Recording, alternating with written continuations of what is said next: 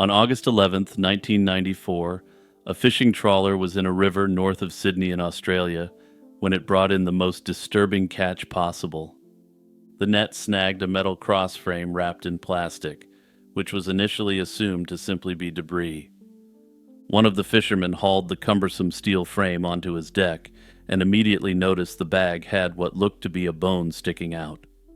When he looked closer and saw more bones inside, he realized it was a human body and alerted the cops immediately. When police and forensic experts examined the haul, the full horror became clear. The victim had literally been crucified onto the improvised metal rack, his arms outstretched on a T-shaped frame. The steel cross, roughly 6 feet long, appeared professionally welded to fit the man's body, and it was so heavy that likely more than one person was needed to dump it in the river. In fact, the authorities speculated a group of strong men would have been required to toss it in, suggesting many people knew about this disturbing act. This grotesque setup earned the unknown victim a grim nickname in the press, the Rack Man. From the outset, identifying the body proved difficult. The remains had likely been submerged for 6 to 12 months, leaving what was left of the man very badly decomposed. A forensic pathologist in Sydney determined that the victim was male, of European descent, relatively short in stature, and possibly in his 30s.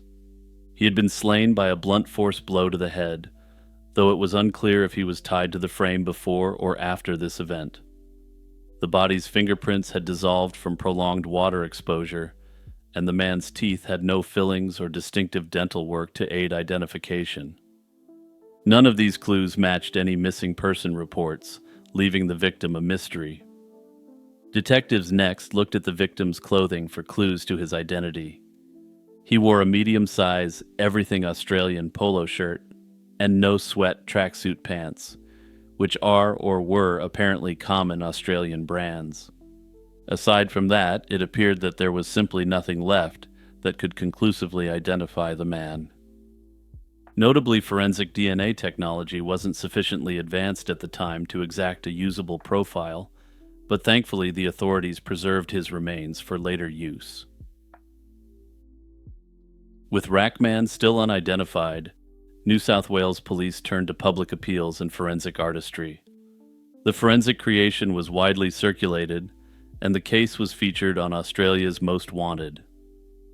Tips flooded in, with numerous individuals believing he looked like various organized crime figures, but all these tips came to nothing. Nearly 24 years after the body's discovery, a breakthrough finally came. By 2018, DNA technology had advanced enough to extract a usable genetic profile from the degraded remains. In August 2018, the New South Wales coroner announced that the Rack Man had been positively identified as Max Tankevsky. He was a 36-year-old Sydney man who had vanished in early 1993. Tankevsky had in fact been on the police's list of possible matches early on, but in the 1990s there was no way to confirm it. Now modern forensics finally put a name to the unknown victim, ending a quarter-century-old mystery about his identity. The identification shed light on the victim's backstory. Max Tankevsky had been a missing person since 1993. He was last seen on January 11th, 1993, leaving his home in Sydney, reportedly embarking on a big gambling trip. A habitual gambler, Tankevsky often traveled along Australia's east coast to visit casinos and racetracks, though he usually returned home within a few days. In January 1993, this routine journey proved fatal, and Tankevsky never came back. His family reported him missing when he failed to return, but for the next 25 years, they heard nothing of Max. Police had opened a missing persons case for Tankevsky in 1993, but with no leads, it too went cold alongside the unidentified body case. Despite the violent end to his life, Max Tankevsky was not known as a violent or criminal figure himself, and by all accounts his only notable habit was gambling. One theory floated by crime analysts is that Tankevsky accumulated debts or crossed a dangerous loan shark while gambling, leading to a deadly retaliation. But this remains pure speculation in the absence of hard evidence. That said, the elaborate and excessive method by which he was eliminated, literally strapping the victim to a metal crucifix, seemed like it could be intended as a warning to others. Given that all evidence suggests that Tankevsky was a gambling addict, I personally suspect that the loan shark theory is correct. Notably, the case has once again gone cold, indicating that turning up his identity didn't lead to the answers investigators were hoping for. If he had crossed a mobbed-up loan shark, this may explain why nobody is willing to talk about what happened in his last days.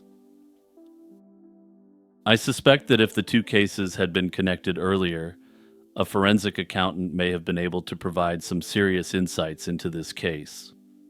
That said, given the passage of time, I suspect records had already been destroyed, and it was too late. Again, though, that's just speculation on my part. On a brisk October night in 2007, 22-year-old Charlie Allen, a senior at the University of Massachusetts Dartmouth, vanished without a trace. In the days leading up to his disappearance, Charlie's behavior grew increasingly erratic. He had stopped taking his bipolar disorder medication over the summer and began expressing paranoid fears that people were out to get him. On October 11th, 2007, he called his sister Brittany in a panic, insisting that he wasn't safe and that she needed to leave school because people were after both of them. That same night, he left his parents strange, breathless voicemails saying he planned to flee to Texas or Florida. These were the last communications anyone received from Charlie Allen, and by the next morning, he had disappeared. That Thursday had begun unremarkably. Earlier on October 11th, Charlie had lunch plans with his father and played a routine afternoon tennis match with a friend, even inviting him to a party planned for later that night. But Charlie never showed up for that 8:30 p.m. meetup. In the wake of his panicked phone calls and the sudden silence of his cell phone, his family grew alarmed and alerted the university and police that he was missing. Then, in the pre-dawn hours of October 13th, 2007, a possible sighting provided a chilling clue. At roughly 3 a.m., a Dartmouth resident reported that a young man had tried to climb into her second-story bedroom window. The intruder matched Charlie's description, and when confronted, he apologized, claimed he was looking for a friend, and then jumped out the window and ran into the nearby woods. Despite the weird and inherently threatening circumstances, the young man was extremely polite and as non-threatening as he could be, given the situation. Police responding to the scene later discovered Charlie's backpack discarded in the woods near campus, filled with his school notebooks and personal items. They also found a pair of sneakers believed to be his, left behind near the house where the break-in occurred. Soon afterward, Charlie's 1999 Ford Expedition was located parked on the UMass Dartmouth campus. It appeared he had been sleeping in the vehicle in the days prior. However, there was no sign of Charlie himself. His keys, wallet, and cell phone were missing and have never been recovered. Further, it wasn't clear if he had injured himself when he jumped out of that second-story window, assuming it was in fact him. Authorities launched an intensive search of the area. Sniffer dogs traced Charlie's scent through the woods, and police teams combed the campus, nearby forests, and local homeless shelters and hotels for any trace of the 22-year-old. After 2 weeks of exhaustive efforts, with no new evidence to follow, the official local search was suspended on October 27, 2007. Investigators believed that Charlie's disappearance was likely the result of a mental health crisis rather than foul play. One investigator came out early in the case and advised that it was being treated as a vulnerable missing person situation rather than a crime. Indeed, a review of Charlie's computer and records turned up no indications of any threats or conflicts that might explain his fearful statements before he vanished. In the immediate aftermath of Charlie's disappearance, police followed every lead they could find. Dozens of reported sightings poured in from the public. Some people even claimed to have spotted a young man matching Charlie's description talking to a truck driver. This particular tip fueled speculation that Charlie might have hitchhiked out of New England, perhaps heading south toward the warm climates he mentioned in his voicemails. This was investigated, but it proved nearly impossible to verify the supposed truck ride without more specific evidence. The authorities periodically researched the woods where he was last seen, returning even years later to examine the swampy area, yet every search effort turned up empty. Over time, as leads grew cold, active ground searches tapered off.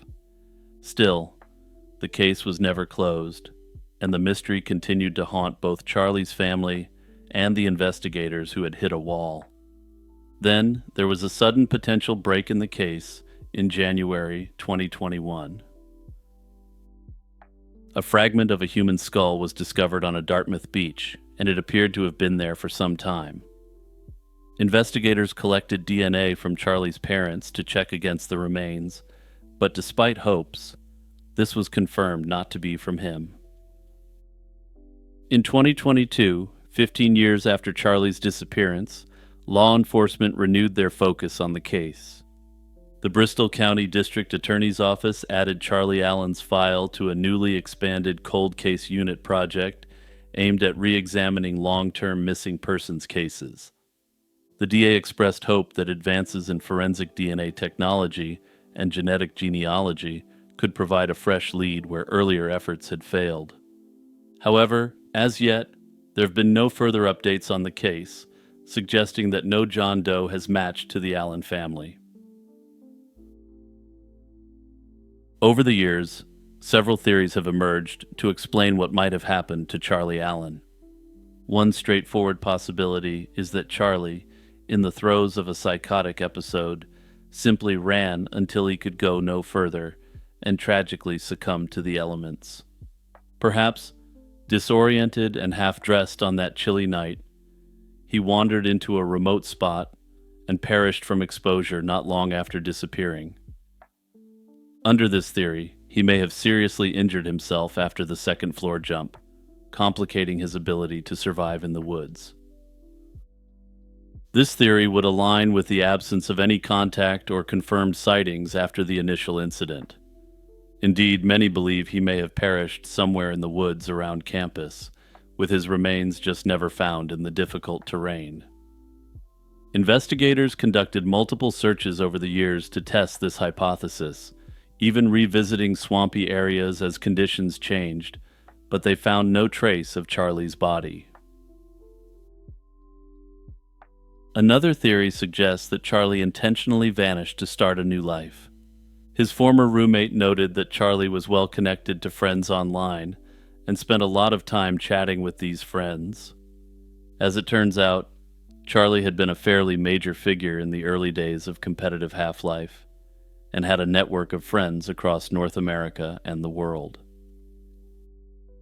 If he truly believed powerful people were after him, it's conceivable he went into hiding deliberately. Supporters of this theory point to the numerous unconfirmed sightings of Charlie reported in various states over the years. They also note that just a month before, Charlie had legally changed his name to the unusual moniker Neo Babson Maximus, ostensibly so he would stand out in the pro tennis world. In hindsight, that decision, made while he was off his medication, could hint at grandiose plans or an attempt at reinventing himself. However, a little digging revealed that this was the gamer tag he used back in the day, so the choice perhaps isn't as odd as is usually portrayed. That said, of course, the fact that he made the decision while off his medication unfortunately doesn't bode well at all. Under the voluntary disappearance scenario, Charlie might still be alive today, living off the grid or under an assumed identity.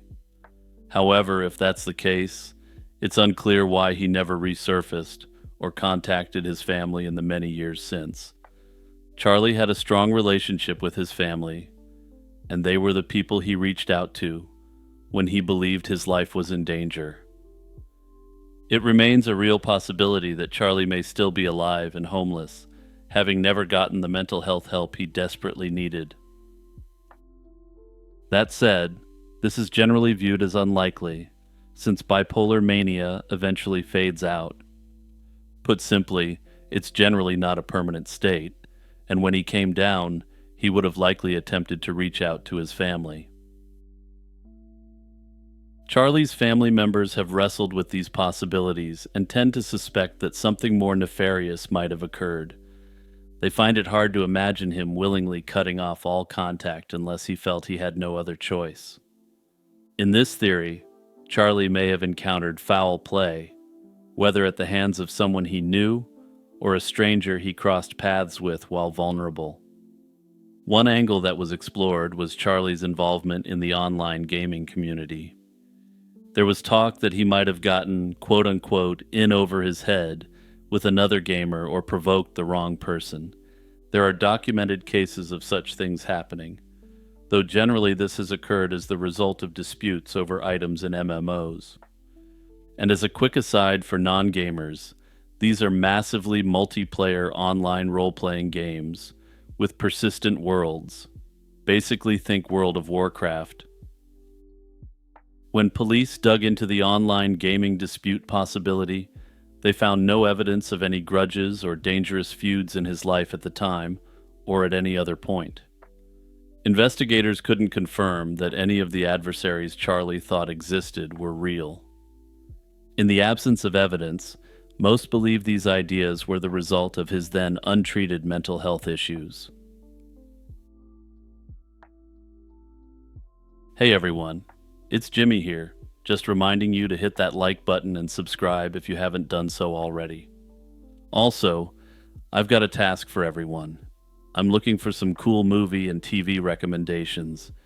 I spend a lot of time at my computer working on my channels, and I need new stuff to watch on my third screen. Just to give you an example of how in a rut I am, I've watched The Departed 10 times in the last month alone. Great movie, by the way. That's my recommendation for you guys. On a warm spring afternoon in 1984, a property owner in southwest Cobb County, Georgia, made a grim discovery. It was May 10th, 1984, when he stumbled upon skeletal human remains lying in a bed of pine straw in a wooded area near the Chattahoochee River. Weeds and undergrowth had partially covered the bones, suggesting the body had been there for some time. The shocked individual contacted authorities immediately, and by 3 p.m. that day, Cobb County police officers had arrived at the scene.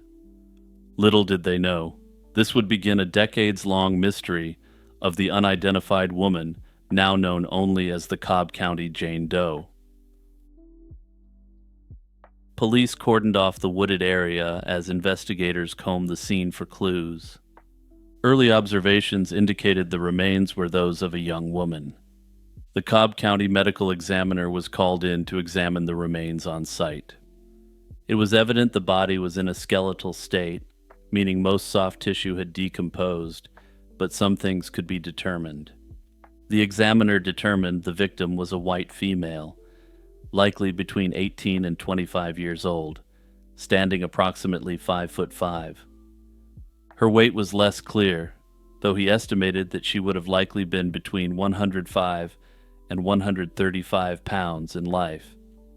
The medical examiner also determined that she had been dead for a number of months, and that she had likely perished sometime in 1983.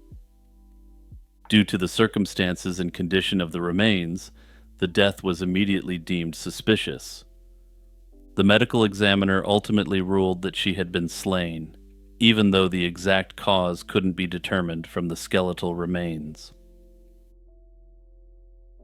As investigators gathered evidence, they noted several unusual attributes about the victim.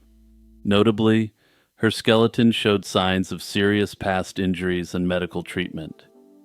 She had undergone major reconstructive surgery to the right side of her face at some point before her death. A plastic orbital plate had been implanted to repair her right eye socket. The damage was severe enough that detectives later speculated it might have been the result of a severe punch or other blunt trauma from an earlier incident. Additionally, her left ankle had once been broken and surgically mended. A metal pin still reinforced that ankle bone. Even her footwear gave a clue. The woman wore an orthopedic insert in her left boot, likely to compensate for the old ankle injury.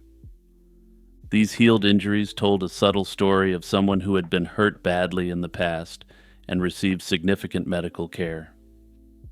Investigators hoped that such distinctive medical history, a repaired eye socket and ankle, might one day help identify her if medical records or family recollections surfaced.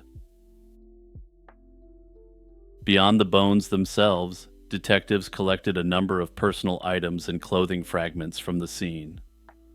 The victim's attire provided both puzzling clues and poignant hints about her life. On or near the remains, officers found a mix of women's and men's clothing. The woman was wearing a light blue short-sleeved pullover t-shirt emblazoned with the famous bunny logo. She also wore a pair of blue jeans, though these had been somehow removed or displaced and were discovered near her feet rather than on her body. This suggested to investigators that she may have been subjected to essay before she was slain. But given the state of her remains, this could never be proven definitively. Covering the upper portion of the remains was a man's brown corduroy jacket. This jacket, likely meant for a tall man, was draped over her, an odd detail that raised many questions. Was someone trying to cover her? Or had she borrowed a coat far too large for her petite frame? At any rate, investigators couldn't be sure. Likewise, another male garment was found with the body, a light-colored men's work shirt, which had been left unbuttoned and placed over the remains. This was no ordinary work shirt. It featured an oval name patch on the chest with the name George embroidered in red thread. Another patch contained a distinctive company name, Doug Hyde Unlimited. This tangible name tag clue immediately stood out to detectives as a potential lead to identify either the victim or a person connected to her. Perhaps George was someone she knew, maybe the owner of the shirt, and perhaps that person had answers about her identity or last movements. Back at the Cobb County Police Headquarters and the medical examiner's office, the evidence was logged and analyzed. Unfortunately, in 1984, forensic technology was limited. With a skeleton and no immediate identification, the woman officially became a Jane Doe case. Fingerprints were obviously impossible to obtain from her skeletal hands, but investigators did have her teeth, and decades later DNA would be extracted from her remains. Initially, in the mid-1980s, detectives compared the young woman's description against missing person reports in Georgia and beyond. Initially, they were looking for any 18 to 25-year-old who might match her physical stats and unique injuries. They also followed up on the most concrete clue they had, the name George on that work shirt. Police traced the shirt back to Doug Hyde Unlimited, the company embroidered on the pocket. They discovered Doug Hyde Unlimited was an automotive repair shop in Atlanta. In 1984, the shop had an employee named George who would have worn that very shirt as part of his uniform. This seemed like extremely promising, to say the least. At minimum, George could potentially identify the victim if she had been an acquaintance, or provide further info on the work shirt and how it got there. Investigators did locate and interview the mechanic named George who had worked there. However, this lead fizzled.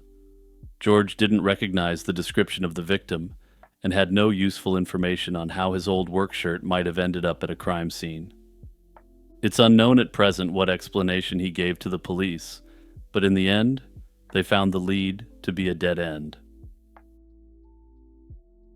From early on, detectives formed theories about what might have happened to this young woman.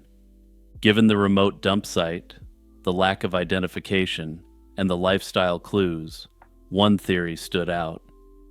The victim could have been involved in escort work. This seems to have been largely based upon the logo on the clothing she was wearing, though the lack of reports of her being missing also factored in. A clay model of her head was sculpted, approximating her facial features. As usual with these clay models, they're somewhat uncanny, and it's obvious why they're no longer used. Ultimately, this forensic reconstruction didn't lead to any new tips, and from there the case went very cold. By 2011, the police confirmed that they had successfully obtained a DNA profile for the Jane Doe. This gave a new glimmer of hope, but no hits were found at that time. Over the years, numerous theories have emerged about who this young woman might have been and how she ended up in that wooded patch in Cobb County. One avenue investigators explored was whether she could have been a known missing person from the Atlanta area whose body simply wasn't recognized initially. At least half a dozen missing young women were compared and excluded through dental records or DNA, but none turned out to be this Jane Doe. The victim's unique prior injuries seemed like they should have been traceable to hospital records or known accidents, but those leads never panned out. No hospital in the region could find a matching surgical record, and it's possible the surgeries occurred out of state, further complicating the trail. Other theories have focused on the manner of her death and dumping. Who would go to the trouble of transporting a body out to a quiet, semi-rural corner by the Chattahoochee River? The location in Mableton wasn't a spot one would randomly stumble upon unless familiar with the area. This raised suspicions that the perp might have been someone local or someone who knew the back roads.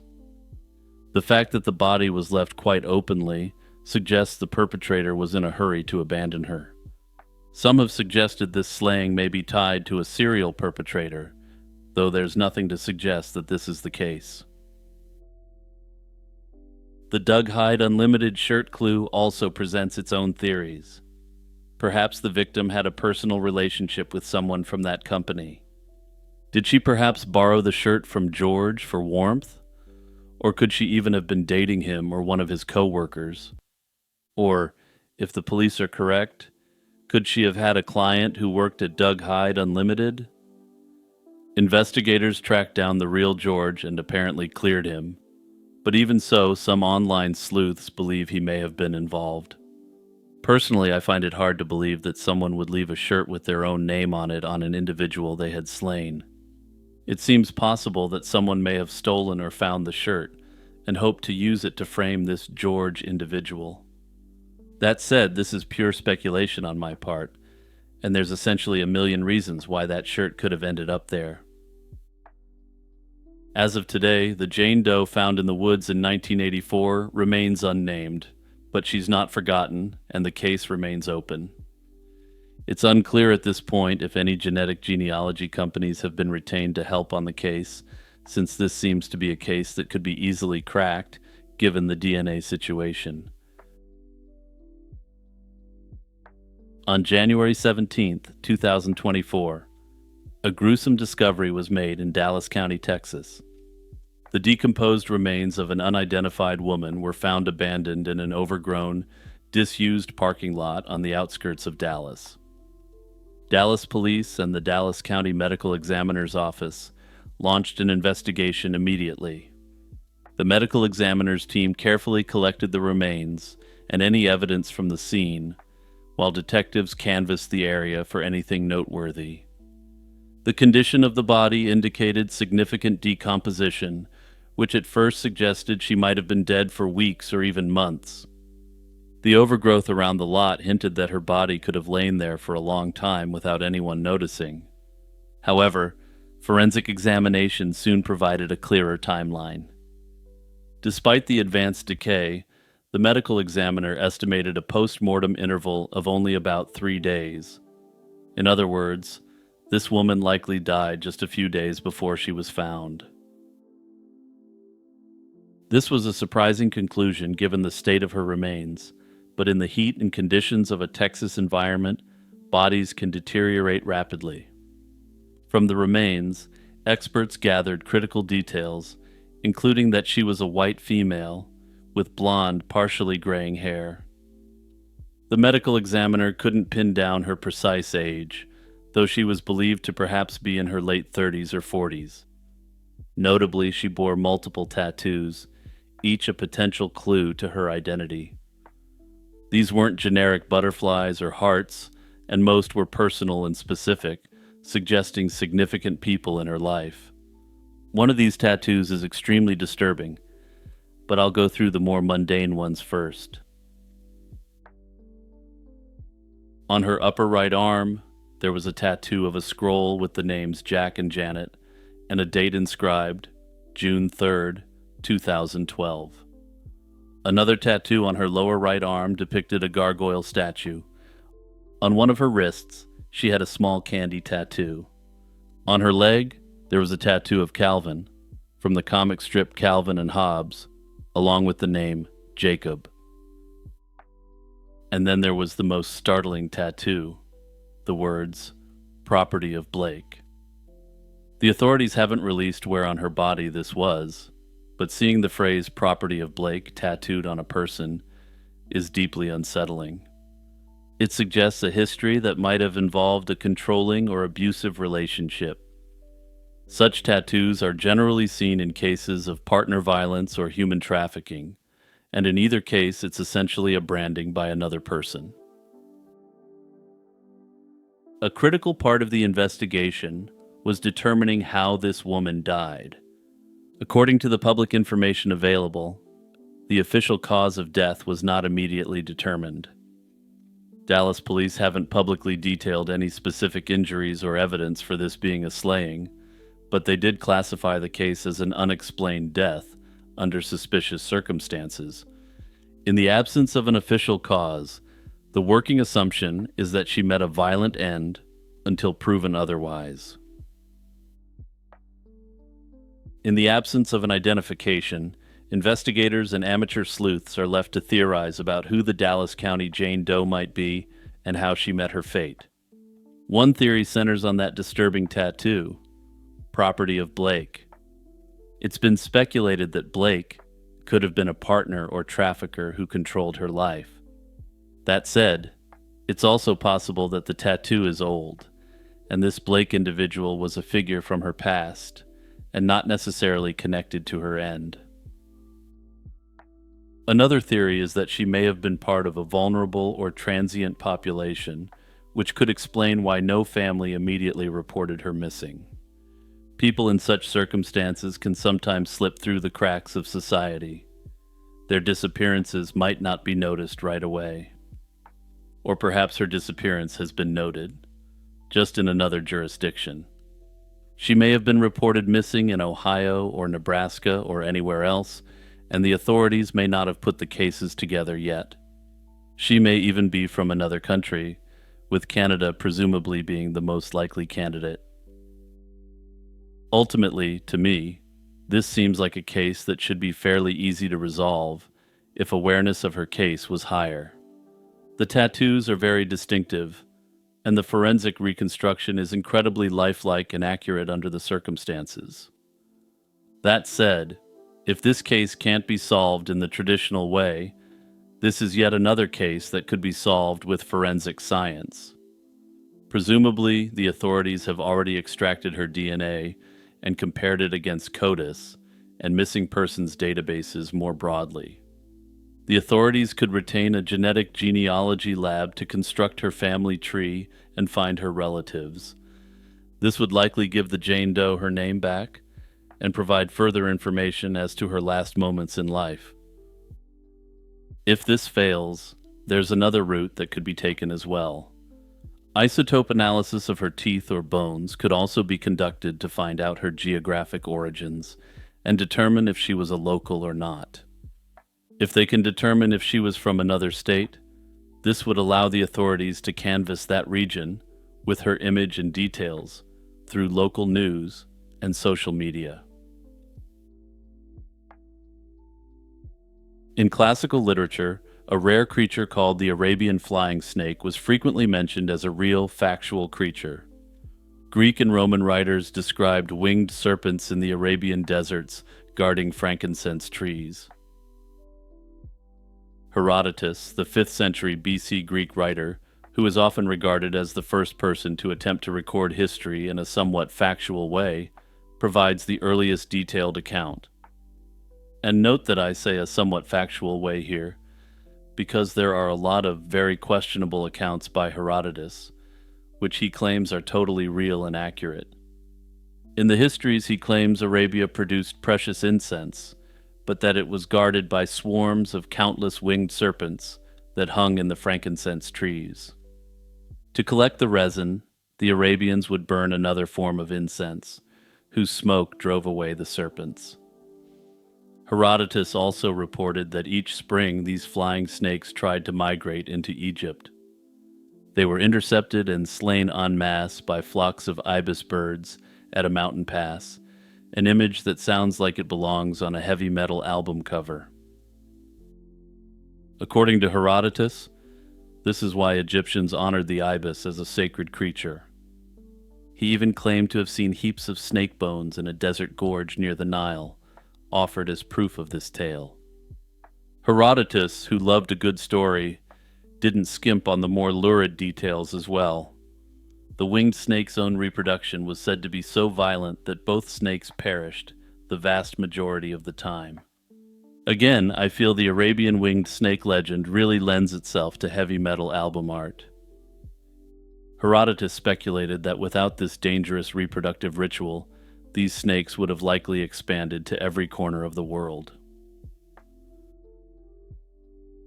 Interestingly, an Assyrian record from 670 BC also mentions winged serpents in the deserts near Egypt.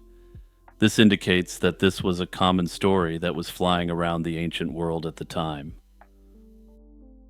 Also, as a quick aside, I just noticed the pun while I was editing this video. Not an intentional one, sadly. Later writers repeated the tale of Arabia's flying serpents, with Pliny the Elder later writing skeptically on the flying snakes. According to Pliny, he believed that the stories of the flying attack snakes were spread by Arabian merchants to maintain their stranglehold on frankincense and drive up prices. No real flying snake species is known from Arabia or anywhere else, so modern scholars have sought alternative explanations for these reports. One idea is that the winged snake was pure folklore, a clever bit of storytelling. As Pliny suspected, local traders may have spread frightening myths to protect their monopoly on frankincense.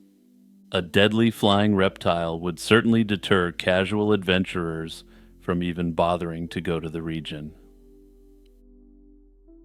Another theory points to paleontology. Desert cliffs in the region might have exposed mysterious bones that inspired the legend. For example, fossil remains of large sail-crested reptiles eroding from the rocks could be misinterpreted as the skeletons of winged dragons killed by ibises long ago.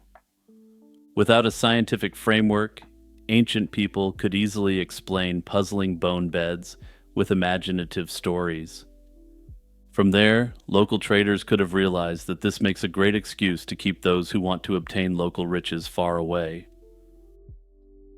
Others suggest the tale had a basis in sightings of actual creatures, later exaggerated into myth.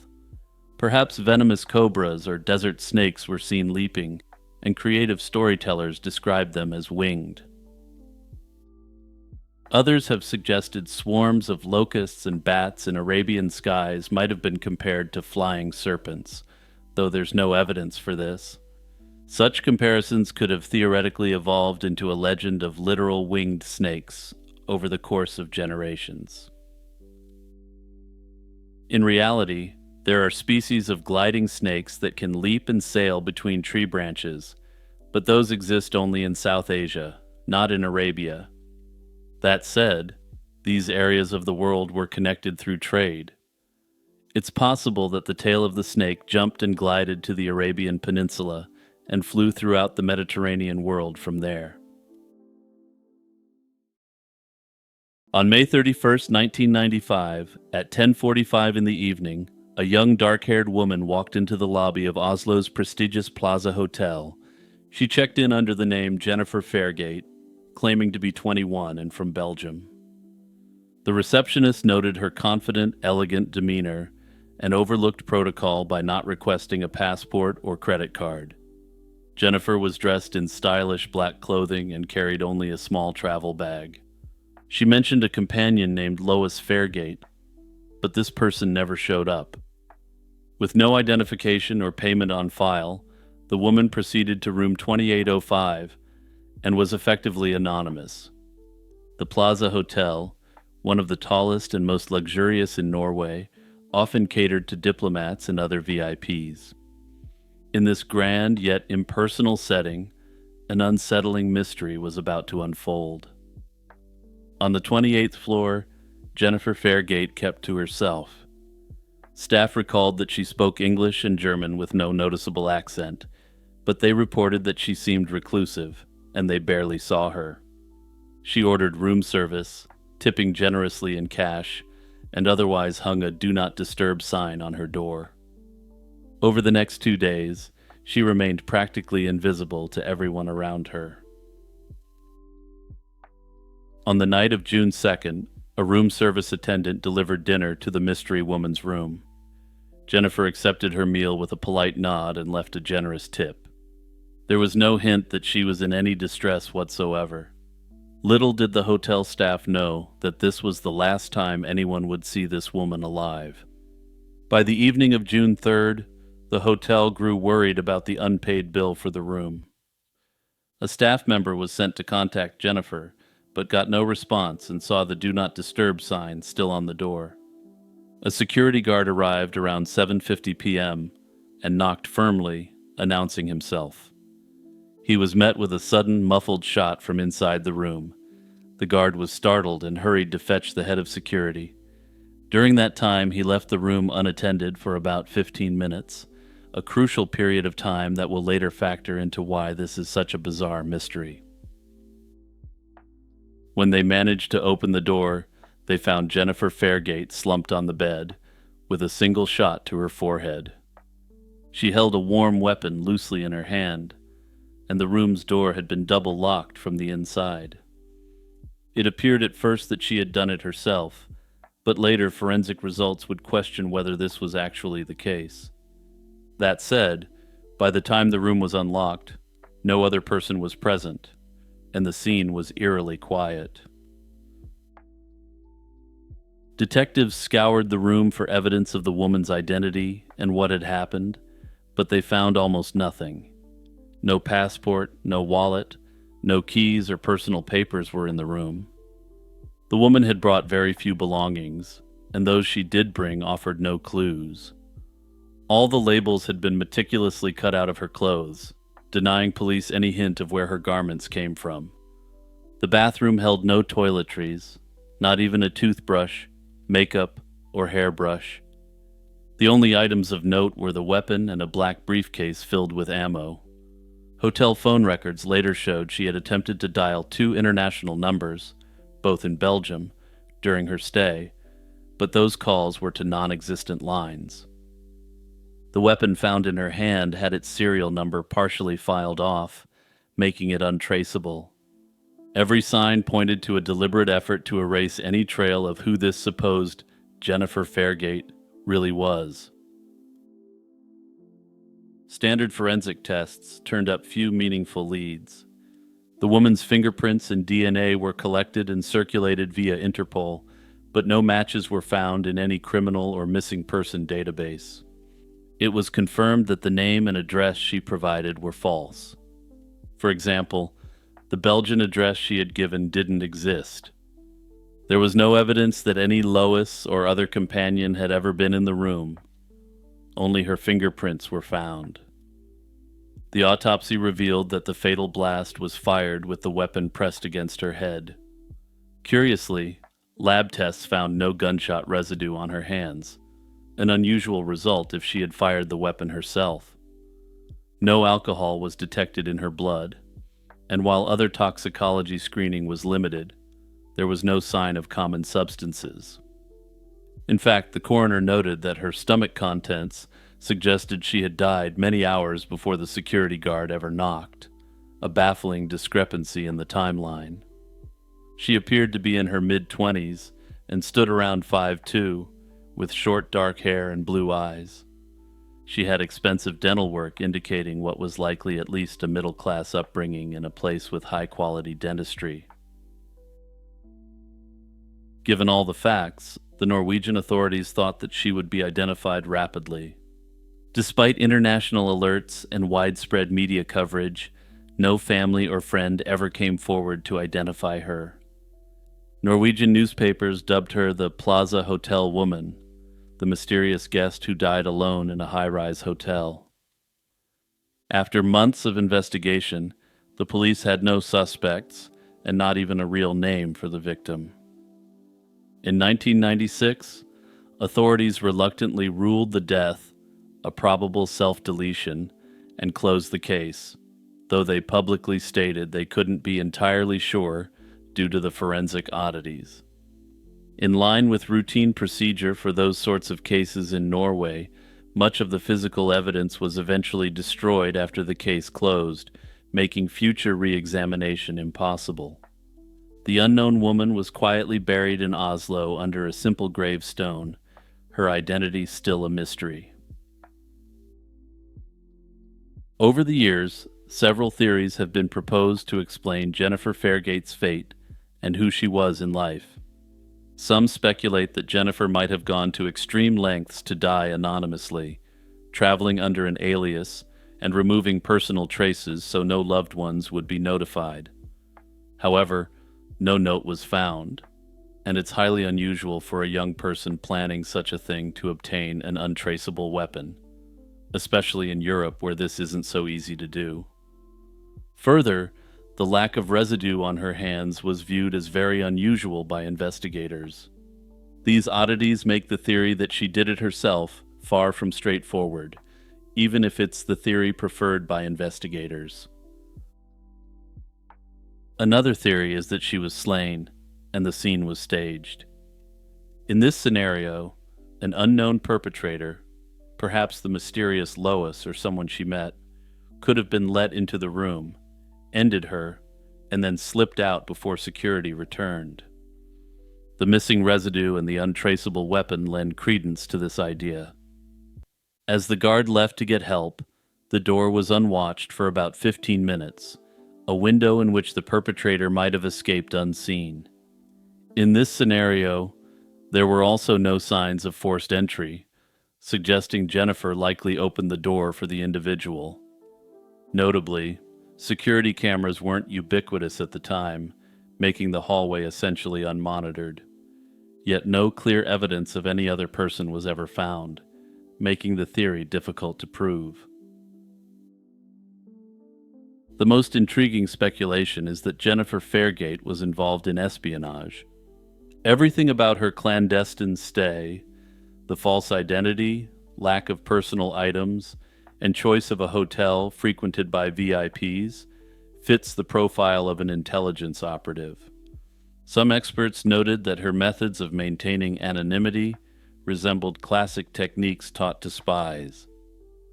Perhaps she was on a secret mission and was eliminated because of what she knew. Under this theory, her death could have been part of a covert operation. This would also potentially explain why she spoke English and German at a native level and without any discernible accent. It would also explain why no one ever claimed her body. If she was a spy, any agency she worked for would deny knowledge of her. Further, her family may have been informed that she had fallen in the line of duty and to not seek or respond to any further questioning on the matter. Decades later, the true identity of the woman known as Jennifer Fairgate, the Oslo Plaza woman, and the exact circumstances of her death remain unsolved. The case stayed mostly dormant until a Norwegian investigative journalist pushed for her body to be exhumed in 2016 for fresh forensic analysis. Isotope tests on her teeth and advanced DNA profiling suggested she likely spent her early life in Central Europe, possibly Germany, and was a few years older than the age she had given. Even so, her DNA hasn't matched any known individual in any international database. Like many cases such as this, the most obvious next step would be to conduct genetic genealogy testing and try to reconstruct her family tree. However, if the espionage theory is true, it may explain why this hasn't happened yet. Rhonda Smith was a 21-year-old from Coweta County, Georgia. She was known for her striking height and came in at 6 feet tall, earning her the nickname Legs. In 1983, she worked for a time as a dancer, a job she kept hidden from her family. But by early 1984, she had quit dancing and was preparing to start her own dog grooming and breeding business. Engaged to be married and looking forward to a bright future, Rhonda was focused on building this new chapter of her life. On February 27, 1984, Rhonda left home around dawn to meet a friend for a shopping trip to Atlanta's Lenox Square Mall. She borrowed a blue 1981 Chevrolet pickup truck for the drive. Rhonda never arrived to meet her friend, and she didn't return home that evening. Alarmed by her absence, her family reported her missing that same day. Not long after, a grim discovery was made in the Lenox Square parking deck. The borrowed pickup truck was found abandoned there with no sign of Rhonda. The vehicle was locked and the keys were missing, but otherwise it appeared undisturbed. Inside, investigators noted two curious items: an empty wine glass and a beer can on the front console. It appeared to investigators that Rhonda may have met someone and shared a drink in the truck, but I'll come back to this in a moment.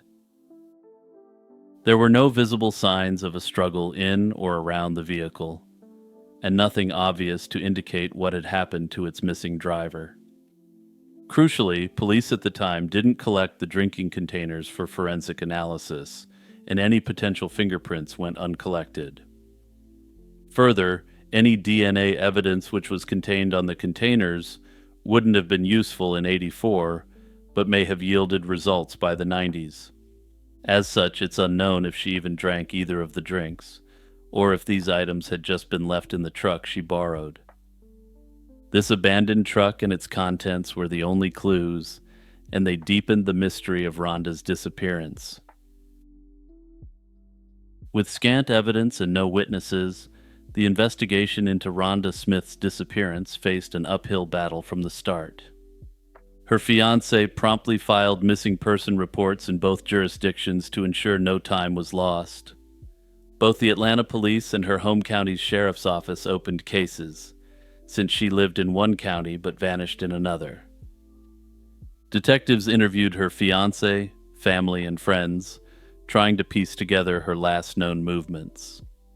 Nothing indicated that Rhonda had planned to run away. She had left behind all her personal belongings and had upcoming plans, suggesting she fully intended to return home. Foul play was strongly suspected, but investigators had little to go on beyond the truck in the mall garage. No one reported seeing an abduction or confrontation at Lenox Square that day, and any person who might have been with Rhonda remained unidentified. In the days and months following her disappearance, Rhonda's loved ones conducted their own searches and handed out flyers, refusing to let the case fade. However, despite this, over time, the case went cold, and decades passed without answers. For many years, Rhonda's story received relatively little public attention.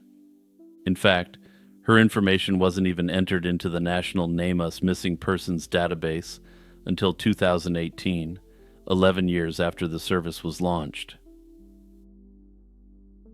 One aspect of Rhonda's background that investigators examined was her previous work as a dancer. She had performed at the Tattletale Lounge, a rock and roll themed club in Atlanta, for several months prior to quitting that job. It's unknown if this had anything to do with her disappearance, but police had to consider the possibility. This line of work could have introduced Rhonda to a variety of people, including potentially dangerous individuals, so detectives looked into acquaintances and patrons from the club. That said, there was no clear evidence linking anyone from her dancing days to the case, and no indication that Rhonda was in any kind of trouble because of that job. Over the years, several theories have emerged to explain what might have happened to Rhonda Smith. One theory is that she was the victim of a stranger abduction at the mall. Under this scenario, Rhonda could have been approached by someone in the Lenox Square parking area and then lured or forced away from her truck before anyone noticed. The presence of 2 drinks suggested to the cops that she met someone there. However, they never actually preserved the evidence.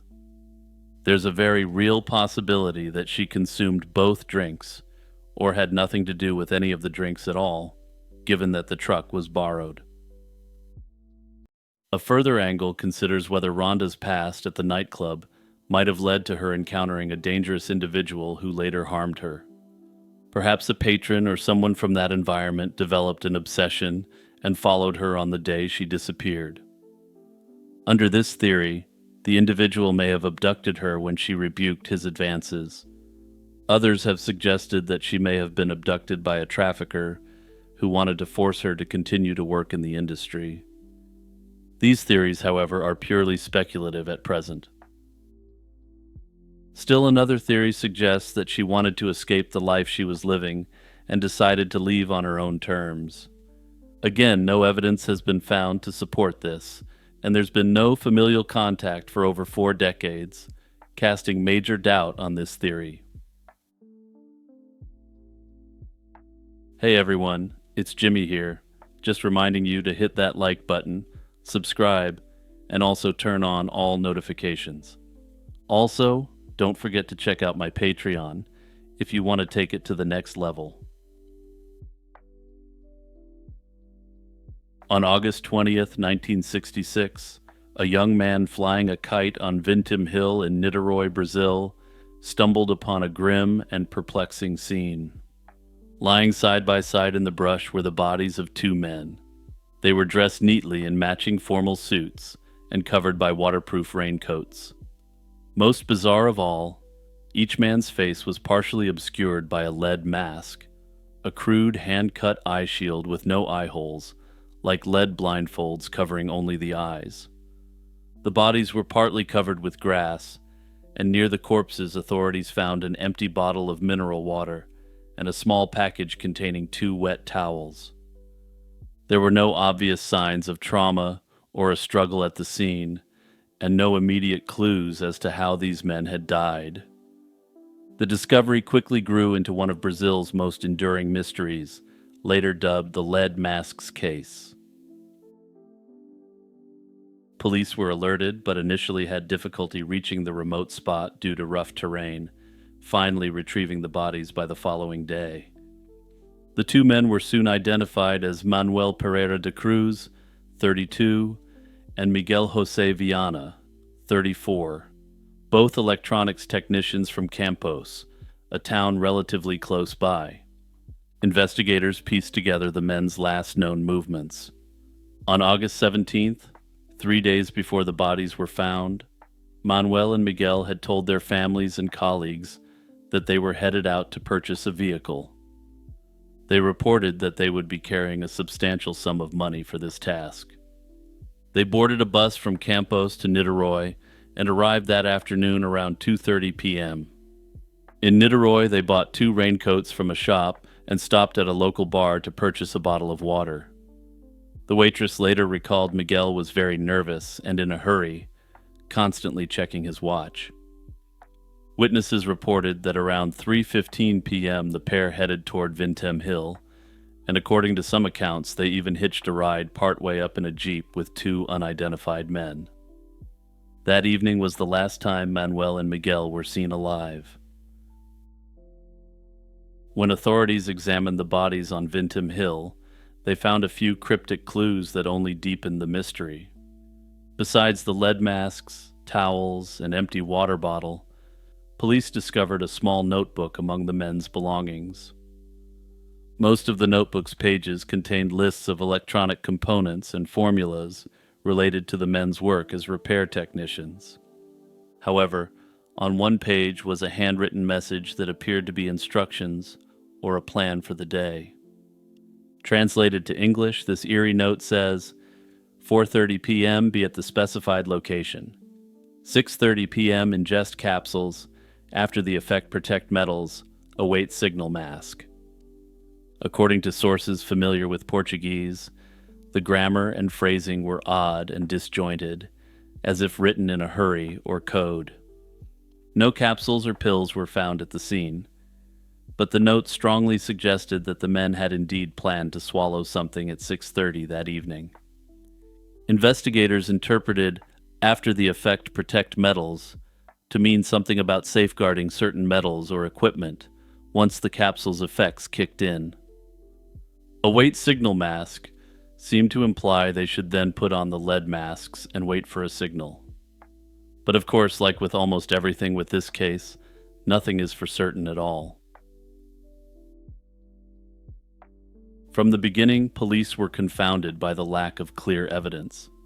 The men carried no obvious experimental apparatus or device with them that might explain what they were attempting. The substantial cash they supposedly had for buying a car was also potentially missing. Only a much smaller amount of money was found on their bodies, not enough to make such a large purchase. There were also no signs of violence, no marks, injuries, or indication of struggle, and the area around the bodies was undisturbed. Notably, an autopsy was delayed for weeks due to a backlog at the coroner's office. By the time the exam took place, the body's internal organs had badly decomposed in the tropical heat. Crucially, this meant that toxicology tests were never performed. The medical examiner didn't test for any poisonous substances or anything else in the men's systems because of this decomposition. As a result, the cause of death remained officially undetermined. In the absence of a clear medical cause or any obvious external explanation, rumors and theories began to spread. With little to go on, investigators and journalists alike began delving into Manuel and Miguel's personal lives and beliefs. A breakthrough came when a friend of the men, Elcio Gomez, came forward with startling information.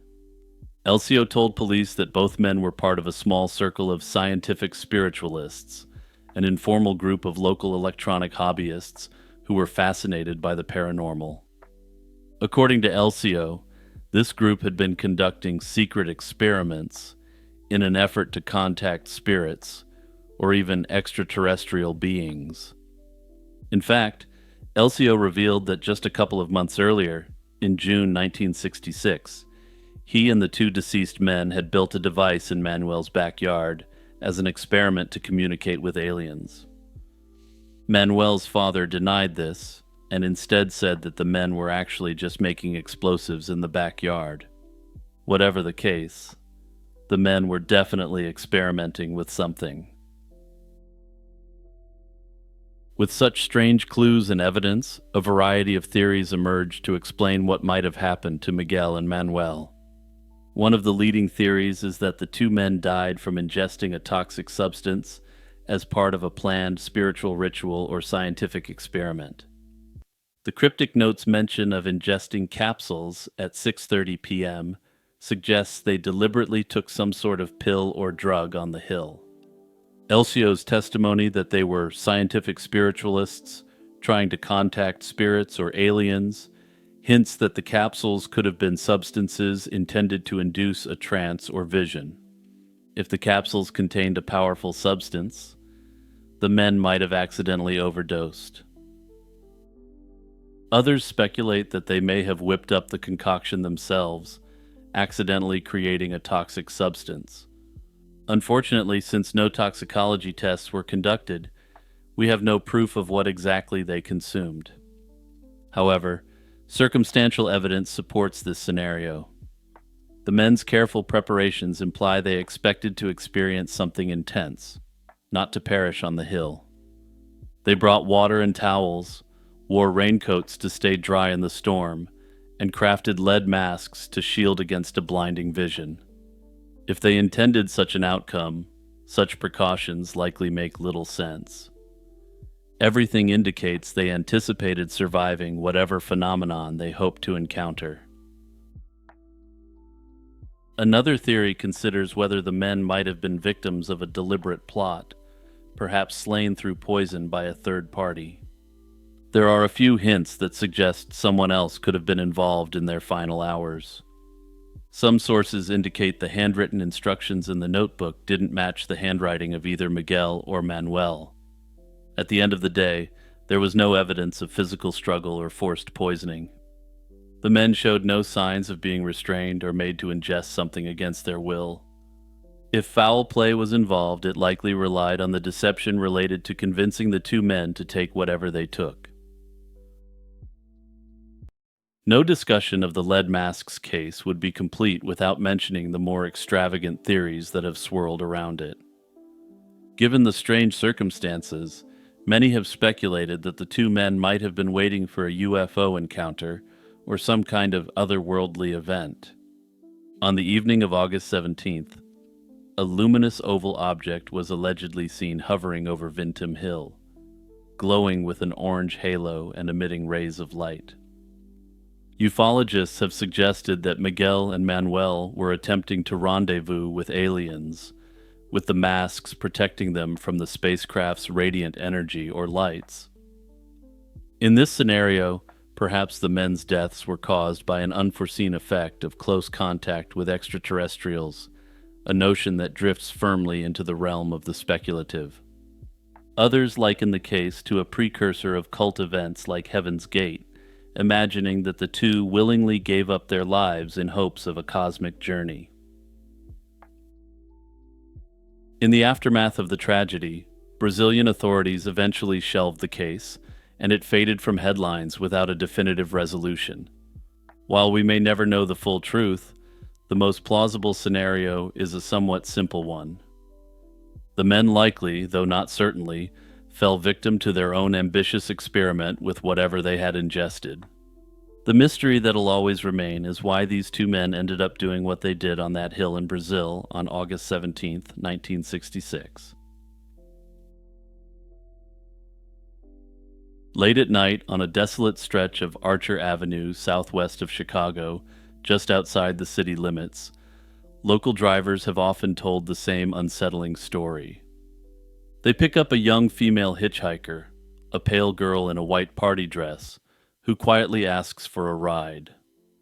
But as the car nears the gates of Resurrection Cemetery in Justice, a village just outside Chicago, the mysterious passenger suddenly disappears. For nearly a century, this vanishing hitchhiker has come to be known as Resurrection Mary, and is perhaps the region's most famous ghost. The legend's origin story is typically set in the early 1930s. As it's often told, a young woman named Mary spent an evening dancing with her boyfriend at the Willowbrook Ballroom in suburban Willow Springs. After a heated argument with her date, Mary stormed out into the night, walking home along Archer Avenue in her white dress and heels. On that fateful walk, she was struck by a motorist and left for dead, with the driver speeding off into the darkness. Mary's grief-stricken parents later buried her in Resurrection Cemetery, still wearing her beloved white gown. With her life cut short so suddenly, it's said that Mary's restless spirit began wandering the roadside, trying to find her way home. According to the lore, reports of a ghostly hitchhiker near Resurrection Cemetery soon emerged. By the mid-1930s, local residents were whispering about a pale young woman seen wandering Archer Avenue at night who would inexplicably vanish. One of the earliest detailed encounters occurred in 1939. A Chicago man named Jerry Pallas claimed he met a pretty blonde woman one evening at a neighborhood dance hall on the south side of Chicago. She said her name was Mary, and Jerry and Mary danced all night long. He then offered her a ride home, and as they drove along Archer Avenue, Mary asked him to stop by the cemetery. He pulled over by the gates of Resurrection Cemetery, and at that moment the young woman suddenly disappeared from his car. Stunned, Jerry realized that she had simply vanished into thin air. The next day, bewildered and curious, he went to the address Mary had given him during their conversation. There, he was shocked to learn that the real Mary, whose photograph he saw in the home, had died several years earlier and was buried in Resurrection Cemetery. Jerry Palace's story, with its uncanny revelation, became the first widely circulated testimonial that gave the ghost a name and a human backstory. The 1970s produced multiple reports that closely mirrored the initial story. In 1973, for example, a cab driver came into an establishment across the street from Resurrection Cemetery, terrified and asking about a young woman in a white dress. He said that she had fled his taxi without paying, but how she left the cab was the real mystery. He swore he had picked up a hitchhiker who asked to be let out by the cemetery, and then she simply vanished from his cab. According to the legend, he was informed that he had just had a run-in with Resurrection Mary. In 1976, another notable incident made headlines. A passerby reported seeing a woman locked inside the cemetery gates.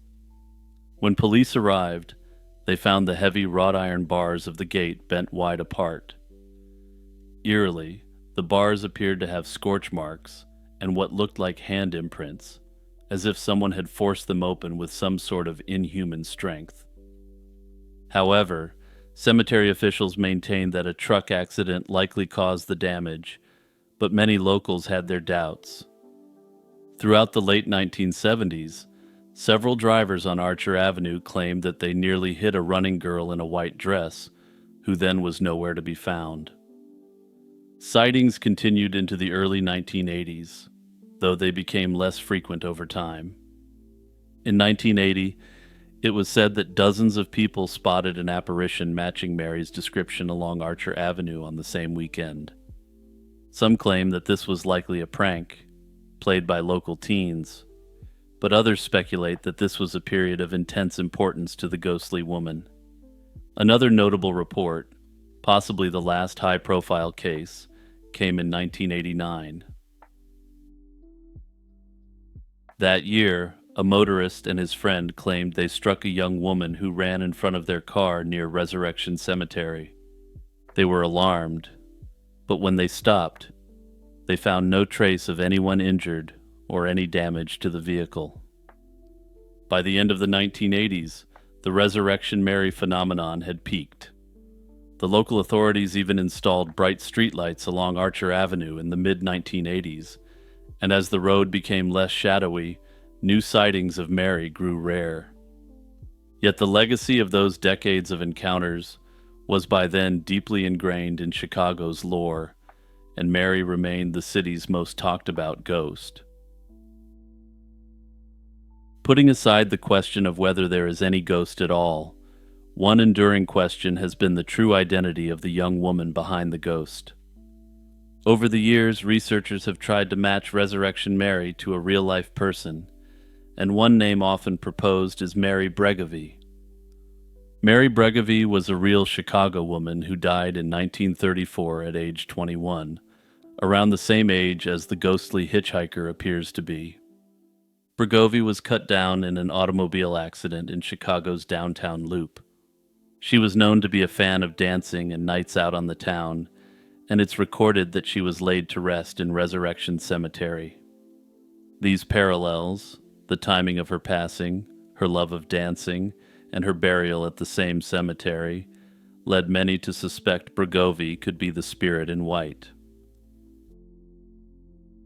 Jerry Palace's famous 1939 encounter also lines up with Bregovy's timeline.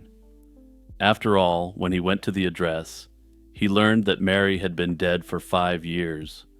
That span matched the time since Bregovie's 1934 death. All of this made Mary Bregovie a compelling candidate for Resurrection Mary's true identity for a long time. However, not everyone is convinced that Bregovie is the ghost. There are some notable inconsistencies, such as the fact that the ghost is usually described as blonde, while Mary Bregovie had dark hair. Notably, Bregovie's fatal accident also took place miles away from Archer Avenue.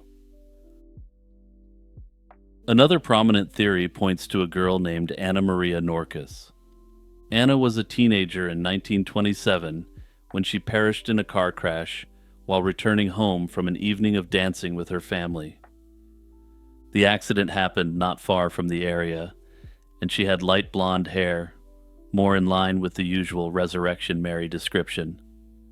All that said, Anna Maria was a younger teenager, which doesn't line up with the usual description of Resurrection Mary as a woman in young adulthood. Others support the idea that Resurrection Mary isn't a single entity at all, but numerous young women who have been buried in the cemetery under tragic circumstances. Whatever the case, the story of Resurrection Mary remains likely the most well-documented ghost story in Chicago's history. Sonny Liston was once the most feared boxer on the planet. He was a towering heavyweight champion whose fists struck terror into opponents and whose personal story captivated the public. In the early 1960s, Liston dominated the boxing world, famously knocking out Floyd Patterson twice in the first round to become world champion. He later lost his title in 2 legendary bouts against a brash young challenger, then known as Cassius Clay, fights marred by controversy and whispers of a fix. Outside the ring, Liston's life was a tumultuous journey from poverty and prison to fame, and ultimately to an early and mysterious death. In December 1970, Sonny Liston would die under strange and disturbing circumstances, which are hotly debated till this day. Sonny Liston's path to the heavyweight championship was as unlikely as it was rough. He was born into extreme poverty in rural Arkansas as one of over 20 children, and he endured a brutal upbringing. Notably, the year of his birth was never recorded, though it's believed that he was born in either 1930 or 1932. As a teenager in St. Louis, Liston fell into crime, which landed him in Missouri State Penitentiary by age 20. In prison, he discovered boxing under the guidance of a Catholic priest who ran the prison gym. Sounds like the plot of a movie to me, honestly, but that's the truth of the matter. Liston learned to channel his immense physical strength into the sport, becoming the prison champion and earning an early parole in 1952 to pursue a boxing career. Upon release, however, Liston found that professional boxing in the 1950s was deeply entwined with organized crime. He was effectively taken under the wing of mob-connected handlers who controlled lucrative boxing matches. Turning down their offer was not an option for a young fighter with Liston's past. Thus, from the start of his career, Liston was tied to underworld backers who helped propel him up the ranks. This connection would follow him his entire career and would perhaps be the reason that he would end up in an early grave. Liston made his pro debut in 1953 and rapidly built a reputation as a devastating puncher. By the late 1950s, he was dismantling one contender after another, using his ominously long reach and sledgehammer fists to knock out most opponents.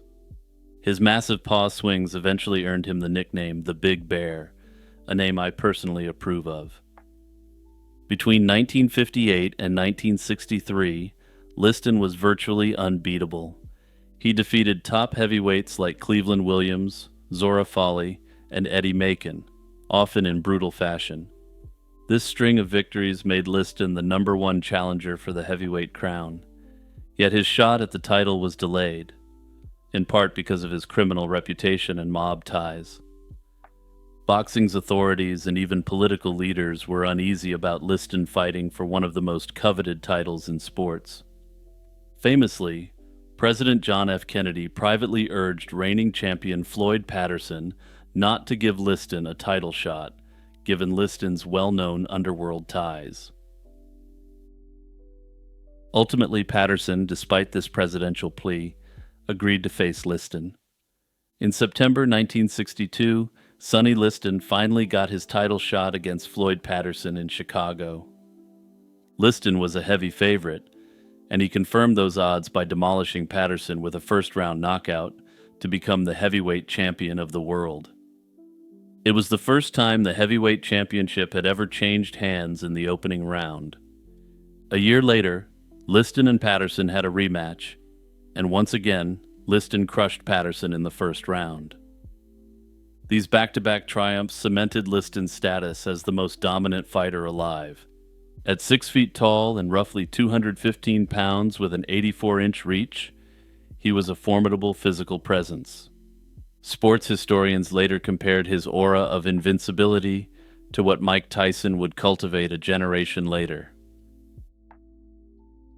Liston's dominance in the ring stood in stark contrast to his standing in the eyes of the public. To many Americans in the early 1960s, Liston was the embodiment of a bad man. He was an ex-convict with suspected mob connections and a sullen, intimidating demeanor. In an era when the civil rights movement was demanding dignity and respect for Black Americans, Liston's image was divisive. He was often cast as the villain not only of boxing, but as a symbol in a larger morality play. Within the Black community, Liston drew criticism from leaders who felt he was a poor role model, especially compared with gentlemanly boxers like Zora Fawley. Inside the ropes, however, Liston soon met a challenger who would redefine boxing and culture, Cassius Clay. Their February 1964 heavyweight title bout in Miami was fraught with drama. Clay was young, fast-talking, and brash, a self-promoting 22-year-old who dubbed Liston a big ugly bear, turning his positive nickname into an insult. Few gave Clay a chance, with Liston being the 8-1 betting favorite. But in a stunning upset, Sonny Liston failed to come out for the 7th round, surrendering his title to the exuberant Clay. Liston cited a shoulder injury as the reason he quit on his stool, but the unexpected result ignited immediate speculation. How could the unbeatable champion be dethroned by a loudmouth young upstart? Naturally, many questioned whether the match was fixed. Some theorized that Liston held back against Clay and then gave up at the behest of his mob sponsors. The following year, a rematch took place in Lewiston, Maine, under even stranger circumstances. So yeah, here's the time for the big reveal, if you didn't already know. By now, Cassius Clay had taken the name Muhammad Ali. In the first round, Ali caught Liston with a quick right hand as Liston lunged forward. The punch that became known as the Phantom Punch, because so few saw it land clearly. Liston collapsed to the canvas and chaos ensued. Many at ringside didn't believe the punch was hard enough to knock him down, sparking accusations that Liston took a dive on purpose. The refereeing was confused, and the fight was over almost as soon as it began, with Ali declared the winner. To this day, Liston's loss in this rematch remains one of boxing's most debated moments, and one of the most debated moments in the history of sport. Importantly, this is the fight that gave us one of the most iconic photographs, not only in sporting history, but in world history. Ali is seen screaming at Sonny Liston, telling him to get up, with Muhammad Ali clearly believing that his opponent took a dive. The FBI and Justice Department investigated allegations of a fix, but they found no hard evidence to support those claims. Regardless, the two defeats shattered Liston's aura of invincibility. Once the meanest man in the world, he suddenly seemed vulnerable, and his reputation suffered. By the mid-1960s, Sonny Liston was no longer champion, and in the eyes of many, he was also a fallen idol of sorts, if he ever was an idol, hounded by suspicions. Yet he was still too proud and too skilled to fade away quietly. Liston spent the late 1960s trying to fight his way back into contention. He relocated to Las Vegas, won a string of matches against lesser-known heavyweights, and even served as a sparring partner to rising stars like a young George Foreman. However, his hopes of regaining the title were dashed in December 1969 when he was dumpstered by Lee Otis Martin, a bitter defeat that effectively ended his run as an elite fighter.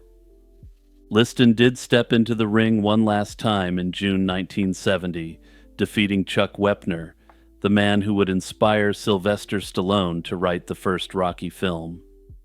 He retired with an official professional record of 50 wins and 4 losses, including 39 knockouts. Even as his boxing career was winding down, Liston's personal life in Las Vegas had become a tightrope walk between two worlds. By day, he could play the celebrity, doing handshake appearances at casinos and posing for photographs with fans who liked his menacing persona. By night, however, Liston moved in Las Vegas's shadowy underside, where his notoriety afforded him protection and work of a shadier kind.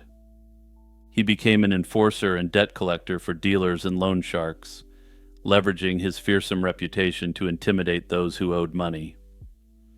There were reports that he cruised the Vegas streets in a pink Cadillac, making drops and pickups for criminal associates. By 1970, Liston was entangled in the very criminal underworld that had shadowed him since his youth. Federal narcotics agents had also taken an interest in Liston. In early 1969, he was present at a raid, yet mysteriously, he was the only one who was not arrested when federal agents swept in. This odd incident led some underworld figures to suspect Liston had cut a deal and become an informant. Liston vehemently denied being a snitch, but the seed of doubt was planted among his dangerous associates. According to some, this seed would rapidly grow into an olive tree, whose branches would be pecked apart by woodpeckers of mistrust. Not long after, Liston had a violent falling out with a mob boss, and even slapped the man's teenage son during an argument over money in 1970. In short, by the end of 1970, Sonny Liston was navigating a very precarious existence, and a lot of people likely wanted him knocked off. He was financially strained, mixed up in mob debts and illicit dealings, likely under police scrutiny, and no longer insulated by the glory of the spotlight. Just after the new year rang in, Sonny Liston's troubled journey came to a sudden, grim end. On January 5th, 1971, Liston's wife Geraldine returned home from an extended holiday trip and found Sonny lying lifeless in their Las Vegas house. His body was slumped against their bed, badly decomposed, indicating he had been dead for about a week.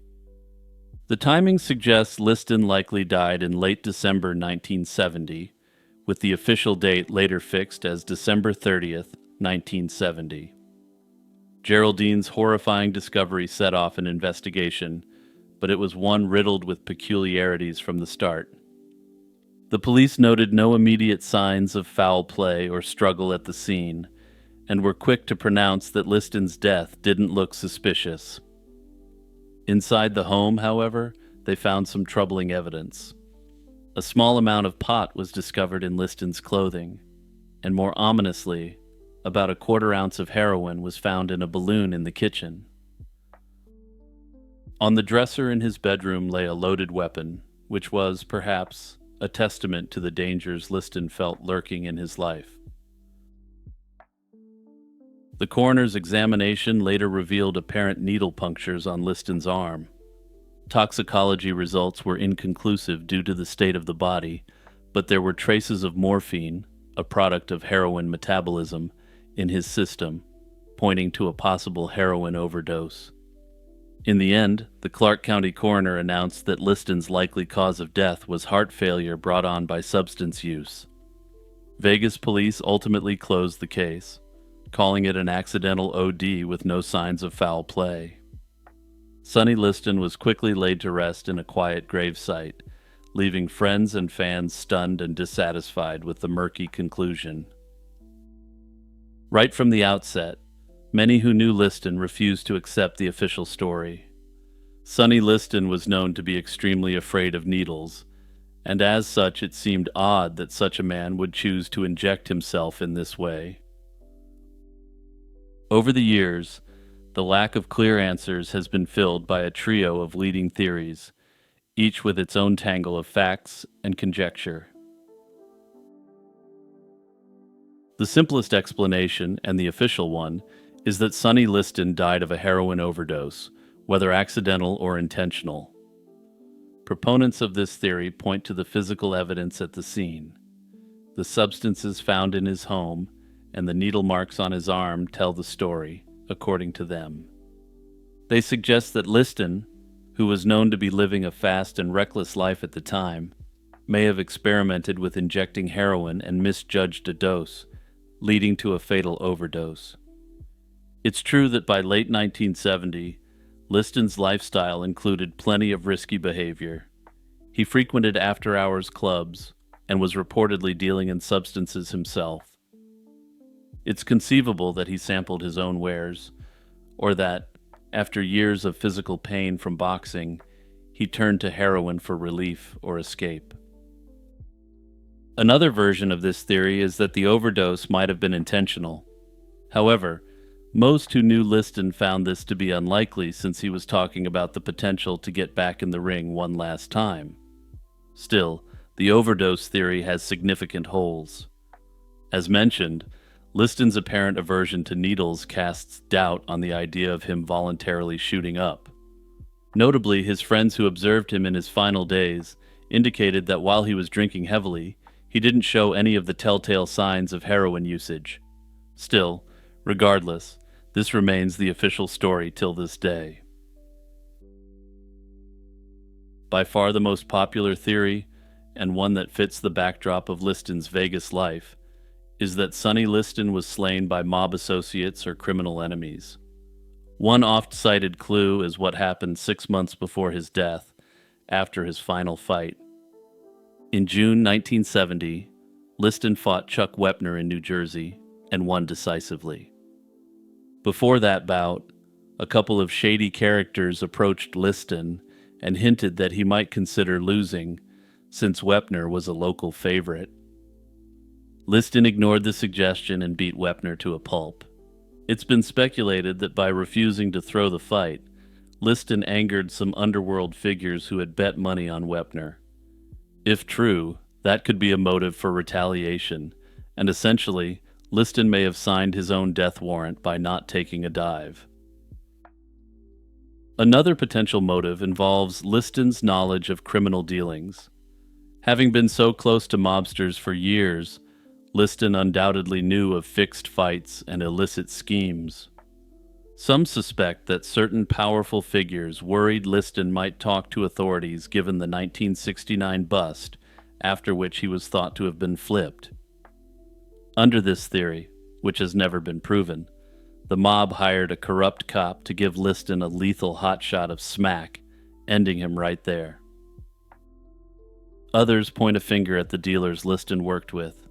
Liston's violent altercation where he smacked a mobster's son over a monetary dispute could have created significant bad blood. Yet despite all these suspicions, hard evidence for foul play is scant. Police at the time found no signs of forced entry or struggle in Liston's home, and no one reported hearing a disturbance.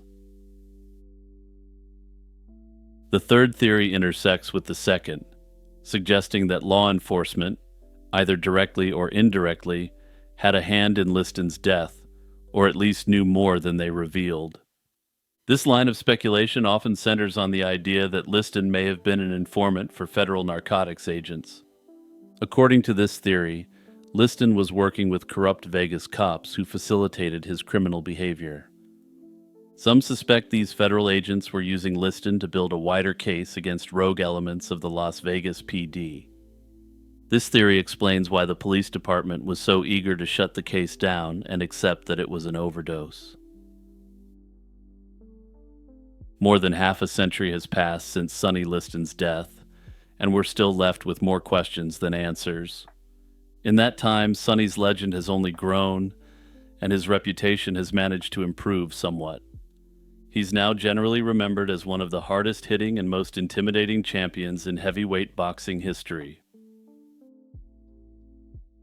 Hey everyone, it's Jimmy here, just reminding you to hit that like button and subscribe if you haven't done so already. Also, remember to request cases you'd like to see covered in the comments. In June 1977, Tucson, Arizona was the scene of a baffling mystery when the body of escrow company owner Chuck Morgan was found in the desert under bizarre circumstances. Now, this isn't the story of Chuck Morgan, but rather that of Doug Johnston. But I have to give you a little background on Chuck in case you haven't seen my coverage of his case. Morgan had been shot once in the back of the head, yet he was wearing a bulletproof vest and his own weapon lay on the ground beside him. Stranger still, investigators discovered a $2 bill hidden in his clothing, scrawled with coded names and a reference to a Bible passage. Earlier that year, Morgan had vanished and then reappeared telling his wife he'd been abducted and dosed with a hallucinogen, claiming he was secretly working for the government.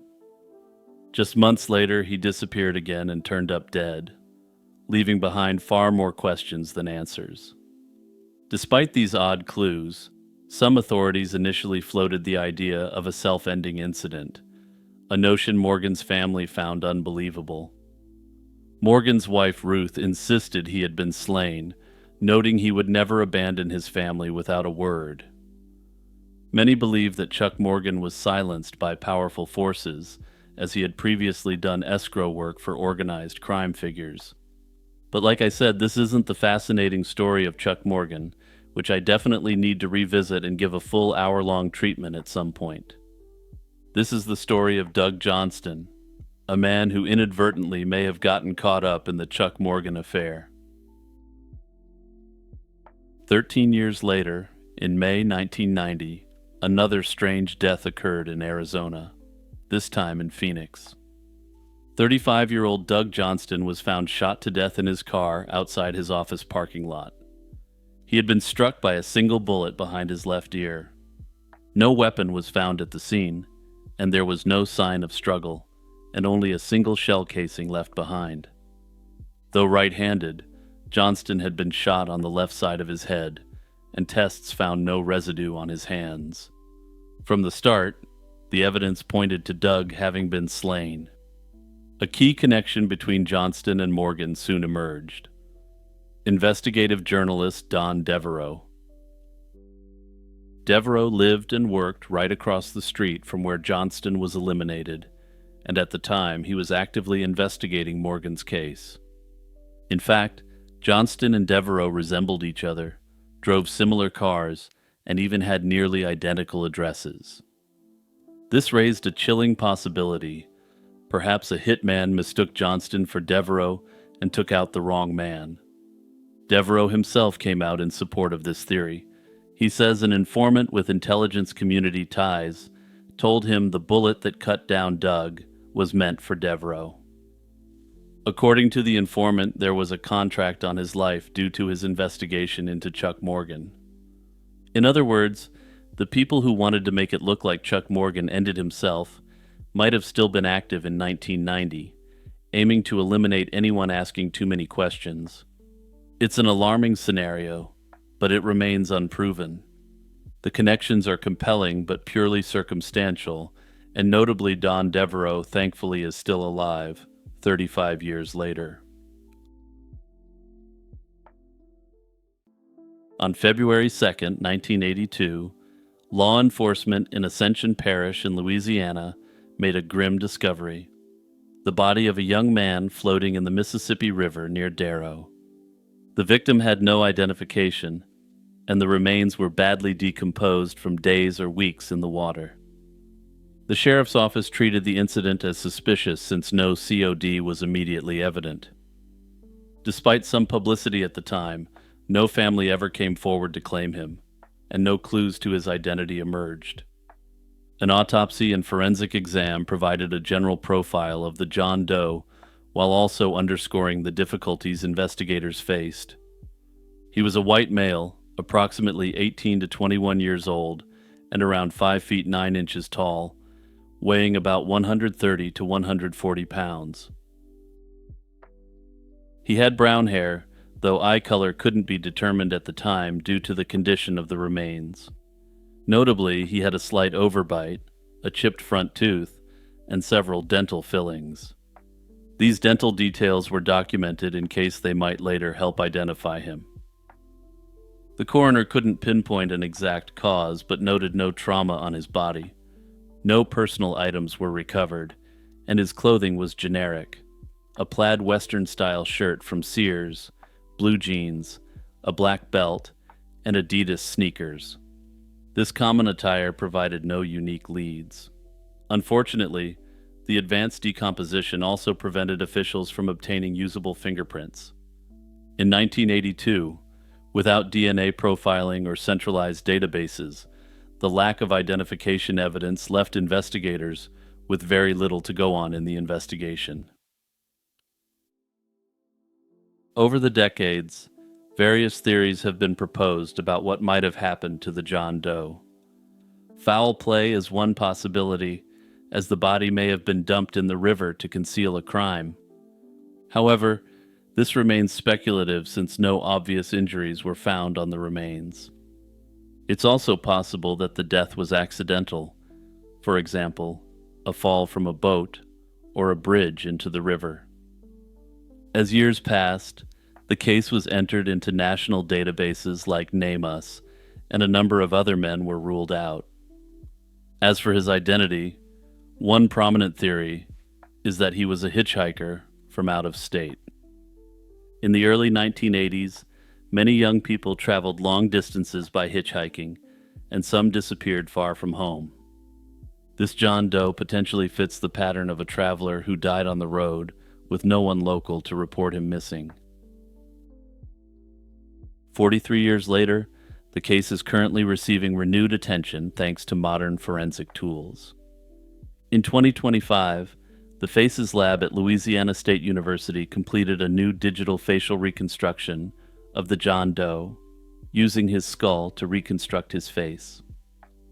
The image was recently publicized by the sheriff's office in hopes that someone might recognize him after so many years.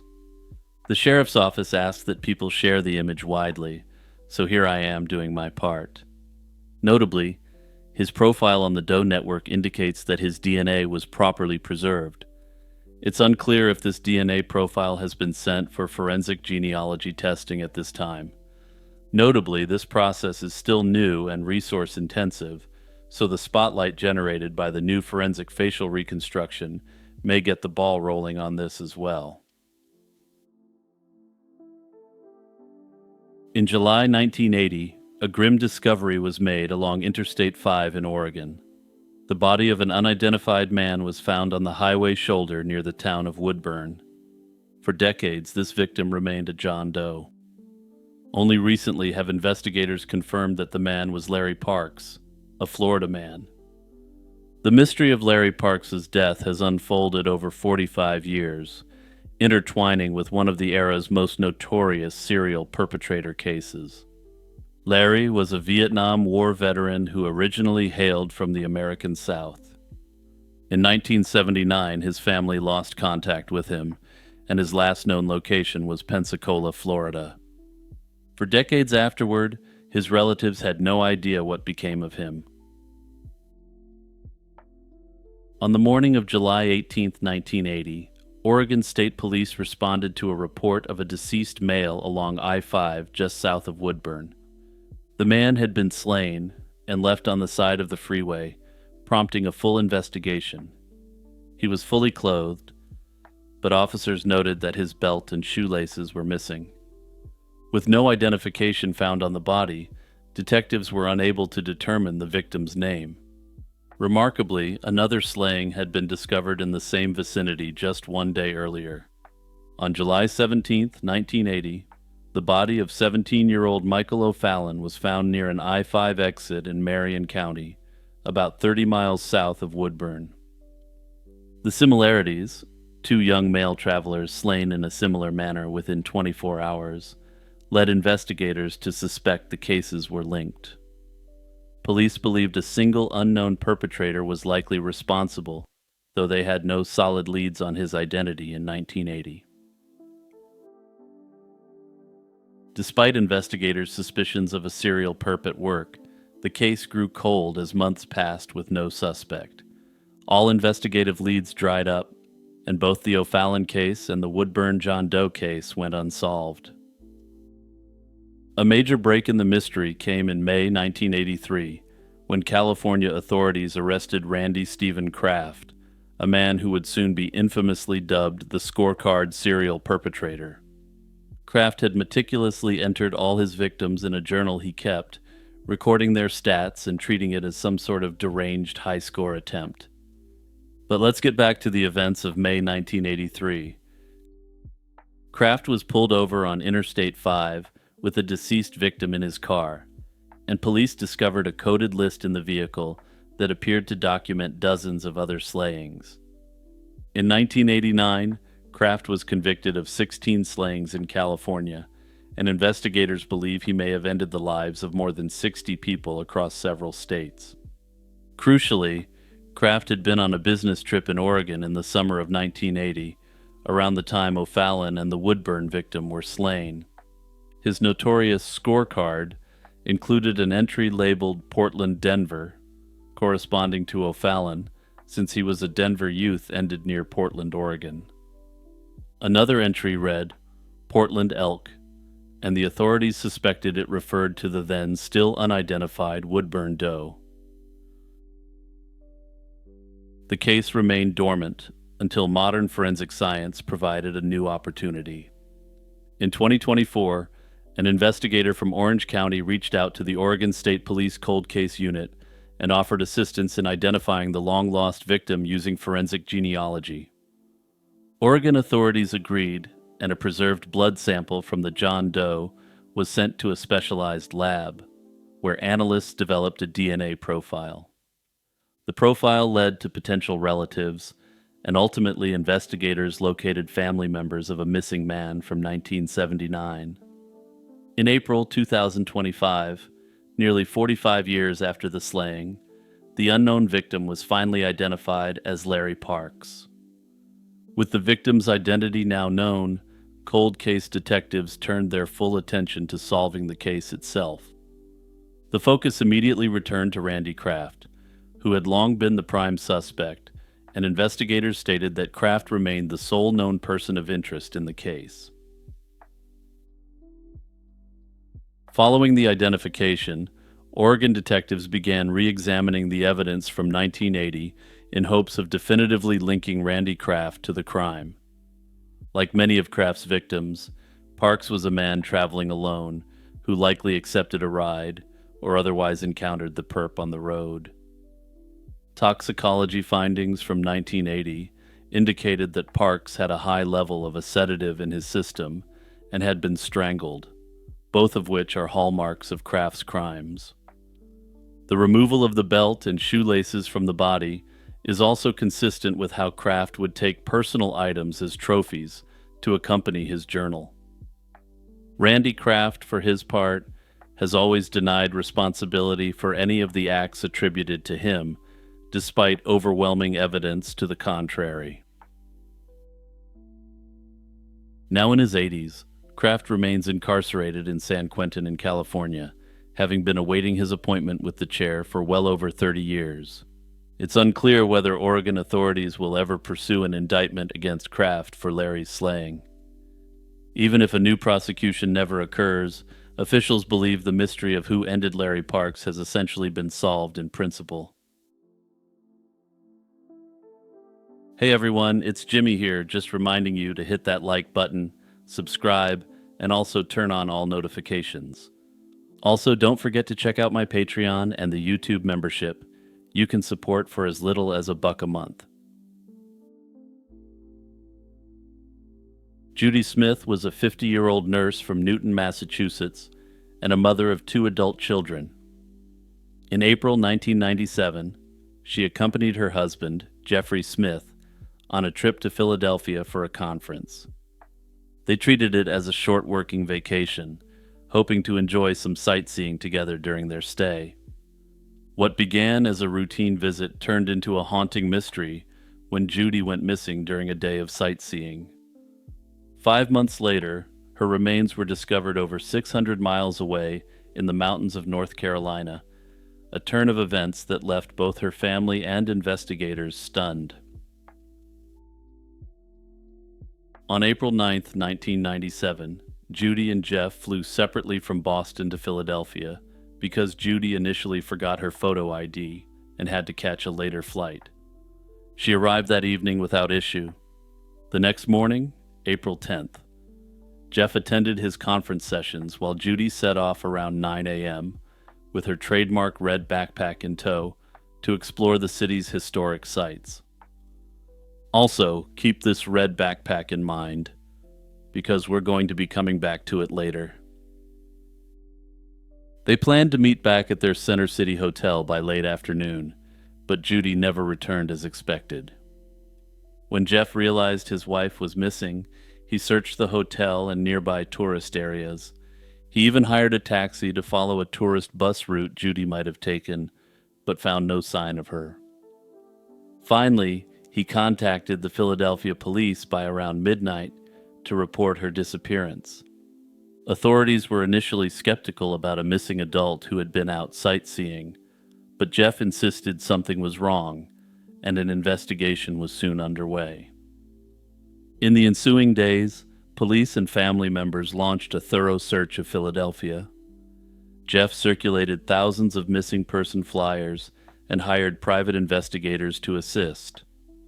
A few people claimed to have seen a woman resembling Judy in Philadelphia or neighboring New Jersey after April 10th, but none of those sightings could be verified.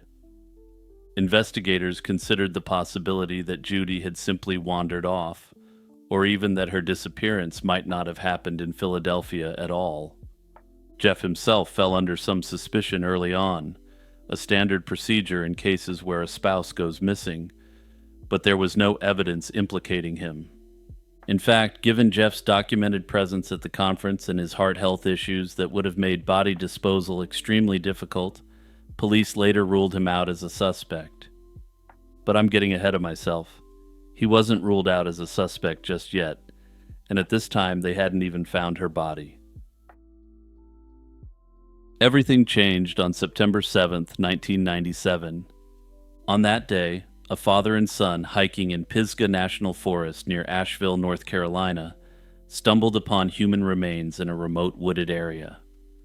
Bones and clothing were scattered around a shallow grave, suggesting someone had tried to bury the body in haste. Local forest critters had ended up digging up this body, and they had strewn all these items surrounding this makeshift grave. Investigators determined the victim was a female in her late 40s to early 50s, and they noted that one knee showed severe arthritis. This was a distinguishing trait that matched Judy Smith.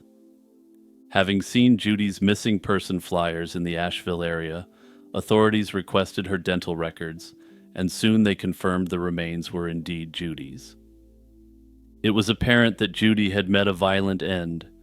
Her clothing and bones bore slash marks, leading authorities to conclude this is what ended her. The location and condition of the body deepened the mystery. Judy's body was found roughly 600 miles from where she disappeared, in rugged terrain. But here's where things get really weird. She wasn't wearing the outfit she had worn in Philadelphia. Intriguingly, the clothes on her body were suitable for hiking in the North Carolina mountains.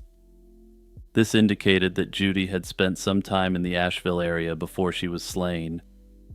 At the crime scene, investigators recovered Judy's diamond wedding ring and about $200 in cash, indicating that robbery was likely not a motive. However, Two peculiar items were also found that didn't belong to Judy: a blue and black backpack and a pair of Bolet sunglasses, presumed to have been left by the perp. Conspicuously missing were Judy's own red backpack and the clothing she had worn on April 10th, which have never been recovered. All evidence suggested that Judy had somehow traveled to North Carolina of her own accord and crossed paths with someone who eventually ended her.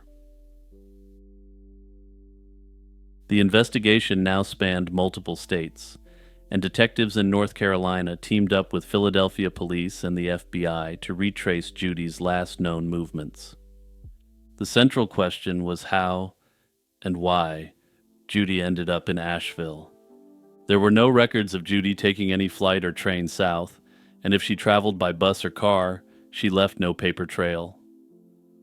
Despite Jeff's insistence that Judy wouldn't have left him voluntarily, evidence now pointed to her being alive in North Carolina shortly after her disappearance. Indeed, several eyewitnesses came forward to report seeing a woman matching Judy's description in the Asheville area in mid-April 1997. One Asheville shop clerk later recalled chatting with a Judy from Boston, who mentioned that her husband was at a convention in Pennsylvania. This woman said that she had decided to come down to North Carolina on a trip of her own. Another witness, a hotel desk clerk, remembered a guest resembling Judy who stayed alone around the same time. According to these witnesses, Judy spent a day or two in Asheville as a tourist, browsing shops and staying at a local hotel, and appeared healthy and in good spirits. These accounts suggest that she traveled south willingly and was in no distress when seen in Asheville. However, other reports indicate that a woman believed to be Judy appeared to be in mental distress and had engaged in inappropriate behavior around town. That said, most of these sightings were later attributed to a homeless woman who bore a striking resemblance to Judy. Given the bizarre and mysterious circumstances, this case has been a hotbed of speculation, both in terms of what happened to Judy and who ended her. It's possible that, once in Philadelphia, Judy decided on a spur-of-the-moment journey to explore a place that interested her without telling anyone. If so, that spontaneous decision tragically put her in harm's way. Investigators believe that Judy was likely slain at or near the spot where her remains were found, likely by a person she encountered during her travels in North Carolina. The presence of the unknown backpack and sunglasses at the scene strongly implies that a second individual had stalked her in the woods. This unknown person has never been identified, but detectives theorize that he might not have been a local resident, and that he could have been passing through the area on the prowl. One theory floated in Judy Smith's case is dissociative fugue, a rare psychological condition in which a person loses awareness of their identity and may unexpectedly travel far from home. In this state, individuals often adopt new identities and generally appear coherent to others and show no signs of distress. Some investigators and observers speculated that Judy may have experienced a fugue episode triggered by stress or emotional strain, possibly related to marital issues. Notably, one of her friends suggested she may have taken the unexpected journey to clear her mind and get away from her husband for a bit. There are a number of factors which support this finding, at least on a circumstantial basis. She made an uncharacteristic decision to travel alone to North Carolina. Further, her calm demeanor when seen in Asheville and the lack of evidence suggesting immediate foul play in Philadelphia are consistent with this possibility. However, dissociative fugue is extremely rare, and without direct psychiatric evidence, this theory remains speculative. Unfortunately, given that she was deceased when she was found, that direct evidence can never be obtained. Still, it offers one potential explanation for how Judy could suddenly disappear and travel 600 miles without informing anyone. Over the years, Various theories about the perp's identity have been proposed. One theory suggests that Judy fell victim to a random predator, perhaps someone posing as a good Samaritan or a fellow hiker who gained her trust. Another theory emerged linking her case to a known serial predator, Gary Michael Hilton. Hilton was convicted in the late 2000s of slaying hikers in forests in Georgia, North Carolina, and Florida. Notably, one of his crime scenes was in the same national forest where Judy was found. This led some to suspect that Hilton might have crossed paths with Judy in 1997. Authorities did examine Hilton's possible involvement. One of his later victims was found not far from where Judy was discovered, but they found no evidence linking him to her case. Notably, Hilton's confirmed spree ran from October 2007 to January 2008, 10 years after Judy Smith's case. However, he's suspected in a number of other crimes spanning about a decade prior to these confirmed acts. Sweet Jimmy Robinson was a journeyman boxer on the fringes of the 1960s boxing scene. Born around 1925 in Kansas City, Missouri, he eventually settled in Miami, Florida. There, Robinson became known as a reliable last-minute substitute in local prize fights, essentially a professional opponent used to test up-and-coming prospects. For those familiar with professional wrestling, he essentially functioned as a jobber who went out there under the understanding that he was almost certainly going to get dumpstered. His modest record and humble role set the stage for an encounter with a young Cassius Clay that would make Robinson a historical curiosity. Robinson turned professional in 1960, winning his debut but losing his next two fights. His most notable opportunity came the following year, in an extremely unlikely showdown with the future Muhammad Ali. Robinson's brief brush with boxing history came on February 7, 1961, in Miami Beach. That night, a young Cassius Clay was scheduled to fight Willie Gullett. When Willie ducked out at the last minute over a pay dispute, the promoter enlisted Sweet Jimmy as a last-minute replacement. Robinson arrived with his gear in an old army bag, stepping in despite giving up over 15 pounds to the Olympic gold medalist. Clay dominated the bout and knocked Robinson out just 94 seconds into the first round. It was Clay's fourth professional fight and his first victory by first-round knockout. For Robinson, that lopsided defeat became his singular claim to fame. He became a footnote in Ali's rise to the pantheon of the greatest athletes of all time. After the Clay fight, Robinson fought on as a journeyman for a few more years, but wins remained scarce. He retired from pro boxing in 1964 with a record of 8 victories against 24 losses. In 1968, well past his prime, he returned for one last pro bout against Kent Green, who had previously bested Muhammad Ali in the amateur circuit. That final defeat brought his boxing career to an end permanently, adding one more loss to his tally. Outside the ring, Sweet Jimmy spent his days at a local Miami pool hall, often reminding anyone who'd listen that he once shared a pro boxing ring with Muhammad Ali. Based on what we know of him, life after boxing was difficult for Sweet Jimmy. Robinson lived on meager veterans' benefits and reportedly served time in prison following a robbery conviction. By the late 1970s, he was scraping by through odd jobs, gambling, and drinking, a faded local character known more for his stories than for any success. In 1979, Sports Illustrated photographer Michael Brennan managed to track Robinson down in Miami for what became the ex-fighter's last known interview. The assignment was part of a Sports Illustrated feature on Ali's early opponents, and most of what we know about Robinson's later years comes from that short profile. The man Brennan found was a shadow of the former boxer. Photographs from that meeting showed Robinson gaunt and weathered, missing teeth, a scar along his cheek, and a tired gaze. He was living on the margins of society and is believed to have been functionally homeless at the time of the interview. Speaking to Brennan, Robinson reminisced about his ring days, especially his famous loss to Clay.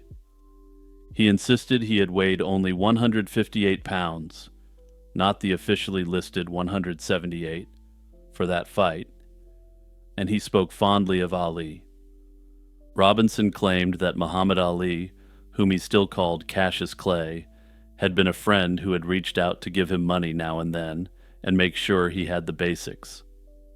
After that encounter in 1979, Sweet Jimmy Robinson vanished from the public record. Robinson's whereabouts after 1979 remain a mystery. Muhammad Ali fought 50 professional opponents in his career, and Robinson is the only one whose fate is entirely unknown. Over the years, many have tried in vain to find him. A sports writer, Wright Thompson, spent over half a decade chasing leads, only to come up empty-handed by 2009. No death certificate, hospital entry, or any records related to his veterans' benefits has ever surfaced to shed light on Robinson's fate. In the absence of evidence, several theories about Robinson's fate have circulated. The most common assumption is that he likely died anonymously on the streets, his death going unreported or unnoticed in the 80s or 90s. Online sleuths have speculated that he may be one of the numerous John Does associated with that city, though no evidence directly supports this. Others speculate he may have left Miami to start over elsewhere, perhaps under a different name, but no corroborating records have been found. Others believe that he may have returned to his place of birth in Kansas City, Missouri, where he was speculated to still have family. Unfortunately, leads on this have been incredibly difficult to find, given that Robinson is an extremely common name, especially among Black Americans. To put this difficulty in context, according to the 2010 U.S. Census data, there were 250,000 Black Americans with the name Robinson. If Robinson were alive today, he'd be nearly 100 years old, an unlikely prospect given the complete absence of any sign of him, as well as his hard-living lifestyle. Decades later, boxing fans still wonder what became of Robinson. His saga shines a light on the sport's less glamorous side, a reminder of the human struggles behind boxing's glory. For every Muhammad Ali or Sugar Ray Robinson who achieves everlasting glory, there are thousands of fighters who fade into obscurity, sometimes vanishing without a trace. Deep in the forests of Cambodia and Vietnam, locals whisper tales of a mysterious wild ox-like creature that feasts on snakes and whose twisted horns ward off venom. This elusive animal is known as the kidding vor and has captured imaginations of locals and Westerners for decades. It is described as a cow-like beast with spiral horns and a spotted hide, straddling the boundary between folklore and zoology. Yet despite vivid accounts and even a scientific name, Pseudonovibos spiralis, its very existence remains unproven and hotly debated. Notably, the 1990s saw the discovery of a new large mammal in Indochina, called the saola, which made the kidding vor story feel plausible to many researchers. At present, it remains unclear if the kidding vor is a living relic of bygone bovines, a case of mistaken identity, or simply a clever hoax. The kidding vor is said to be a medium-sized wild bovine with distinctive corkscrew-shaped horns about 2 feet long. The name kidding vor is Cambodian and means vine-horned ox, a nod to its twisting horn shape. Early Western reports mistakenly dubbed it the jungle sheep, but local hunters regard it as more like an ox or cow. Still, some accounts describe a slender, deer-like build with either dark reddish or gray-black fur. Folklore in Cambodia firmly insists that the kidding vor is real and endowed with qualities that make it prized in traditional medicine. It's said to actively hunt and devour venomous snakes, hence its nickname, snake-eating cow. According to legend, when snakes strike the creature's horns, the venom is absorbed, imbuing the horn with antidotal powers. For generations, villagers have prized horn shavings as a remedy for snakebite, or worn pieces of horn as talismans against poison. So yeah, the lore is pretty cool, honestly. Reminds me of something out of an RPG. The kidding vor crossed into scientific discourse in 1994, when a biologist found an extraordinary pair of spiral horns for sale in a Vietnamese market. Over the next few years, similar horn sets surfaced in museum collections, including one specimen reportedly collected in 1929, lending initial credence to the animal's reality. In fact, roughly 20 such horn pairs were eventually cataloged, all showing the same distinctive spiral form. However, with only horns to study, scientists disagreed on the animal's affinities. Some thought the horns resembled an antelope, while others argued it was more like a wild cow or goat. In 2000, the International Union for Conservation of Nature even added the kidding vor to its endangered species list as a precaution. Many scientists at the time found this plausible because vast tracts of Cambodia's forest had been off limits during decades of conflict and were only surveyed in the late 1990s.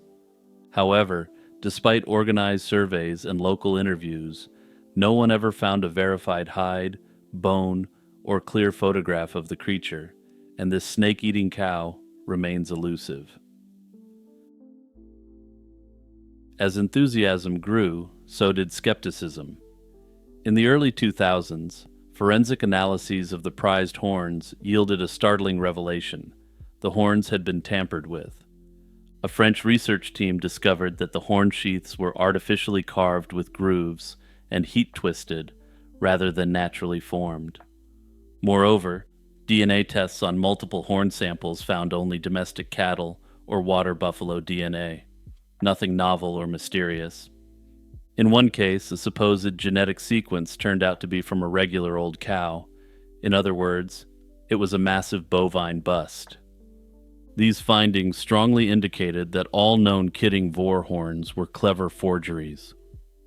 Investigators concluded that local artisans had likely been manufacturing horns from ordinary cattle for years to satisfy demand for snakebite talismans and trophies. The unraveling of the hoax received international attention, with reports in journals like Nature and Science. For most scientists, the verdict was now clear. The kidding vor wasn't a new species, but rather a product of folklore and good old-fashioned fraud. Even after the horn deception was exposed, debate lingered about whether the legend had any basis in reality. A few experts speculated that a real but rare wild ox known as the kupri could be responsible for the myth. Notably, this creature is thought to be critically endangered or even extinct, and was last spotted in 1969. Others have speculated that the kupri's bizarre set of horns may have served as an inspiration for the kidding vor legend. Interestingly, the legend still sparks occasional hoaxes or excitement. In 2016, for instance, a photograph surfaced online purporting to show a living kidding vor with a snake dangling from its horn. A very literal portrayal of the folklore.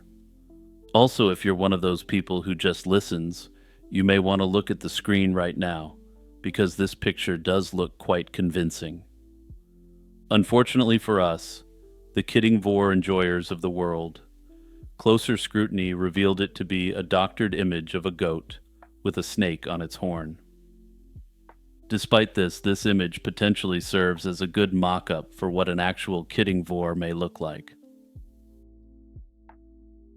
Personally, this is one animal I would really love to see discovered, so let's add up all the factors here. The saola was discovered in the 1990s and was completely unknown to Westerners up until that point, and regarded as a local legend only. Scientists believe that the Kupri, a giant bovine, could still be lurking in Indochina, unseen for over 50 years. Given these factors, it seems possible that the Kidding Vor may indeed exist, if only in extremely small numbers. The fact that there are numerous fraudulent horns doesn't mean the creature isn't real either. Instead, it could indicate that the creature was once plentiful enough to have an active trade in its real horns, but once the population was reduced, merchants started fabricating them. Butch Cassidy and the Sundance Kid were two of the most notorious outlaws of the American Wild West, famed for their string of bank and train robberies in the 1890s and at the turn of the century. Butch Cassidy, born Robert Leroy Parker in 1866 in Utah, led the Wild Bunch gang and cultivated a reputation as a charismatic Robin Hood-like bandit. In fact, those who knew Cassidy described him as charismatic and generous, with a distaste for violence. His partner in crime, Harry Alonzo Longabaugh, better known as the Sundance Kid, was a Pennsylvania-born outlaw who earned his nickname after a stint in jail in Sundance, Wyoming. Together with the Wild Bunch, Cassidy and Sundance brazenly held up banks, stagecoaches, and trains across the Rocky Mountain states. These high-profile heists raised the profiles of the men to stratospheric heights. By the turn of the 20th century, facing intense pursuit by the Pinkerton Detective Agency and other lawmen, the pair decided that escape was the better part of valor. In 1901, Butch Cassidy, Sundance, and Sundance's gal pal Etta Place fled the United States for South America to evade capture. They initially tried to settle into an honest life, even homesteading a ranch in Argentina's Cholula Valley. But old habits died hard. By 1905, reports indicated that they returned to banditry, robbing banks and payroll transports in Argentina and Bolivia. Pinkerton agents had distributed wanted posters and warnings about the duo throughout South America, which kept pressure on the outlaws even abroad. By late 1908, Butch Cassidy and the Sundance Kid's South American exploits appeared to catch up with them. According to conventional historical accounts, their story culminated in a remote Bolivian village after a robbery gone wrong. In early November 1908, two masked American bandits held up a courier from the Aramayo Franca Mining Company in southern Bolivia, stealing the company payroll. Bolivian authorities, alerted by descriptions of the culprits, pursued the bandits to the village of San Vicente. There, on the evening of November 6, 1908, a local cavalry patrol surrounded a small adobe house where two foreign suspects, believed to be Cassidy and Longabaugh, were holed up. As soldiers closed in, the cornered outlaws opened fire, cutting down one Bolivian soldier in the initial volley. A brief firefight ensued until darkness fell over San Vicente. What happened next in that Bolivian standoff is the stuff of legend.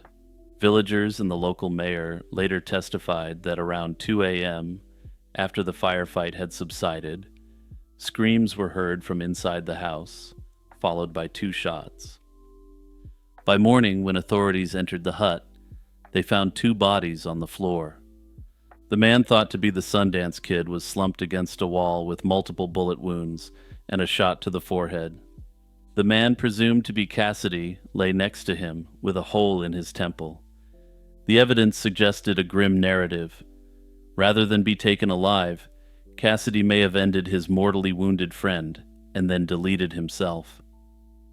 This somber ending starkly contrasts with the famous 1969 film portrayal of a blaze of glory shootout, but it largely aligns with the contemporary Bolivian reports. However, crucially, no one conclusively identified the bodies in San Vicente as Butch Cassidy and the Sundance Kid. The courier who had been robbed, Carlos Pero, was brought to view the corpses and claimed they were the same men who robbed him. Yet he had only seen the robbers' eyes under their bandanas and couldn't offer positive identification. No photographs were taken of the dead outlaws, and the two bodies were hastily buried in an unmarked grave in the local cemetery. The lack of definitive proof left an evidentiary void. Although descriptions of the deceased bandits roughly matched Cassidy and Longabaugh, the uncertainty meant that doubts and rumors began to creep in almost immediately. Did Butch and Sundance truly meet their end in Bolivia, or had they pulled off one final audacious escape? In the absence of absolute proof of Cassidy's and Sundance's demise, rumors of their survival took root and flourished. For decades after 1908, various eyewitness accounts and family testimonies fueled speculation that the two outlaws lived out quiet lives under assumed identities.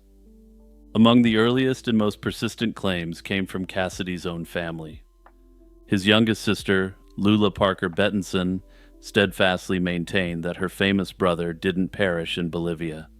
In her 1975 memoir, Butch Cassidy, My Brother, Lula recounted that Butch returned to the family ranch in Circleville, Utah, in 1925, 17 years after his supposed demise.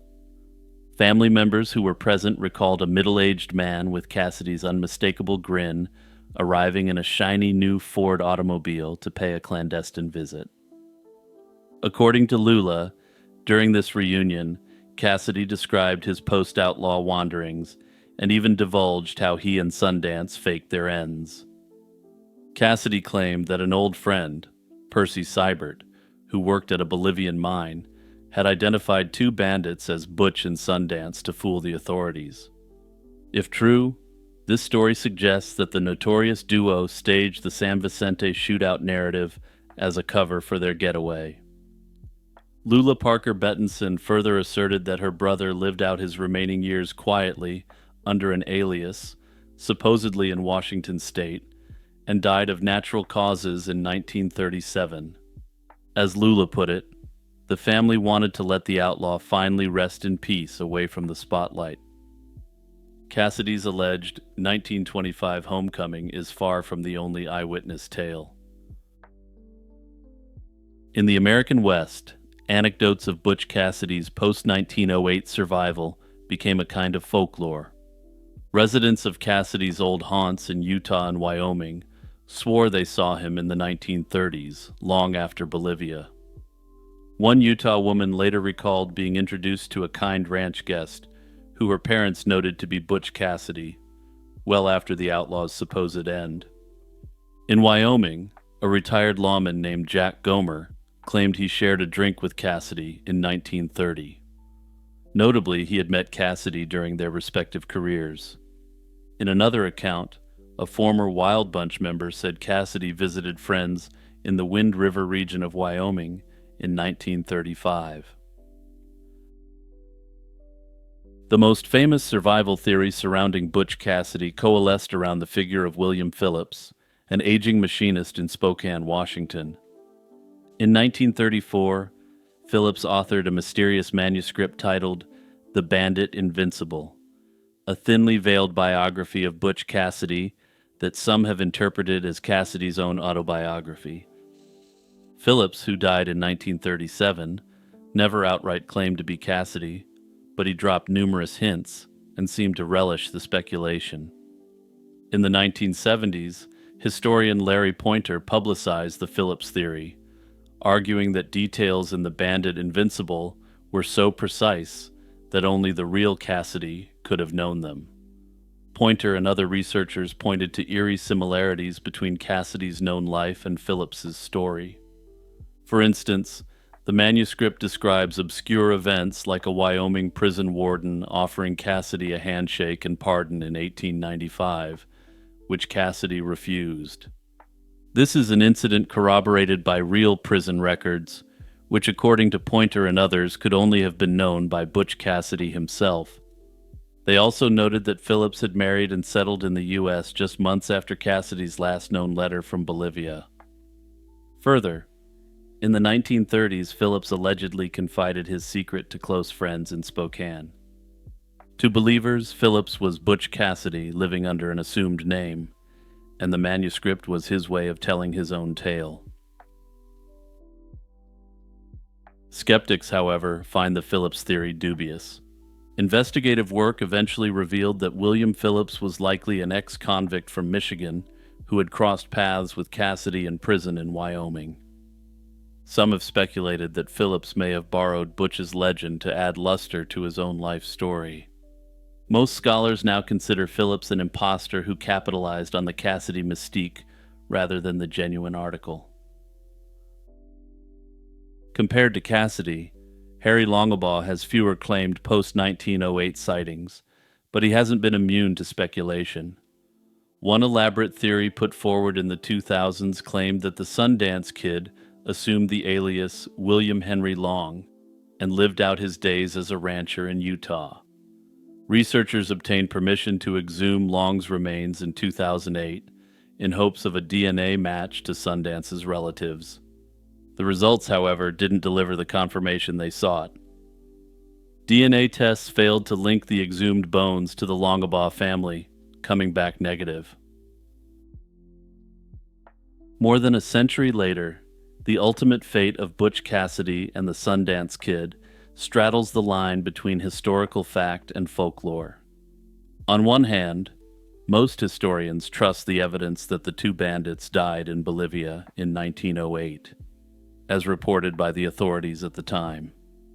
The South American police archives unearthed by researchers included authentic letters written by Butch and Sundance from Argentina up to 1908. No verified records place Cassidy or Longabaugh alive beyond that date, and extensive investigations have yet to produce evidence proving their survival. Notably, in the 1990s, a researcher attempted to recover the bodies of the two men in Bolivia. However, the DNA evidence didn't end up matching up with family members of the men, indicating that the researcher either found the wrong bodies or that other men were buried there. This is, of course, complicated by the fact that Butch and Sundance were buried in an unmarked grave. At present, there's no definitive proof that Butch and Sundance perished in Bolivia, but conversely, conclusive evidence has never come out proving that they survived. What can be said with certainty is that the two outlaws dropped off the official historical record after November 1908. Whether this was because they perished in a firefight, as the official story goes, or because they took it as their opportunity to retire, remains an unsolved mystery.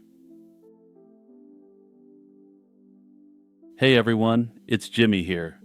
Just reminding you to hit that like button, subscribe, and also turn on all notifications. Also, don't forget to check out my Patreon and the YouTube membership. You can support for as little as $1 a month. On May 24, 1990, 30-year-old Paige Renkoski vanished under mysterious circumstances.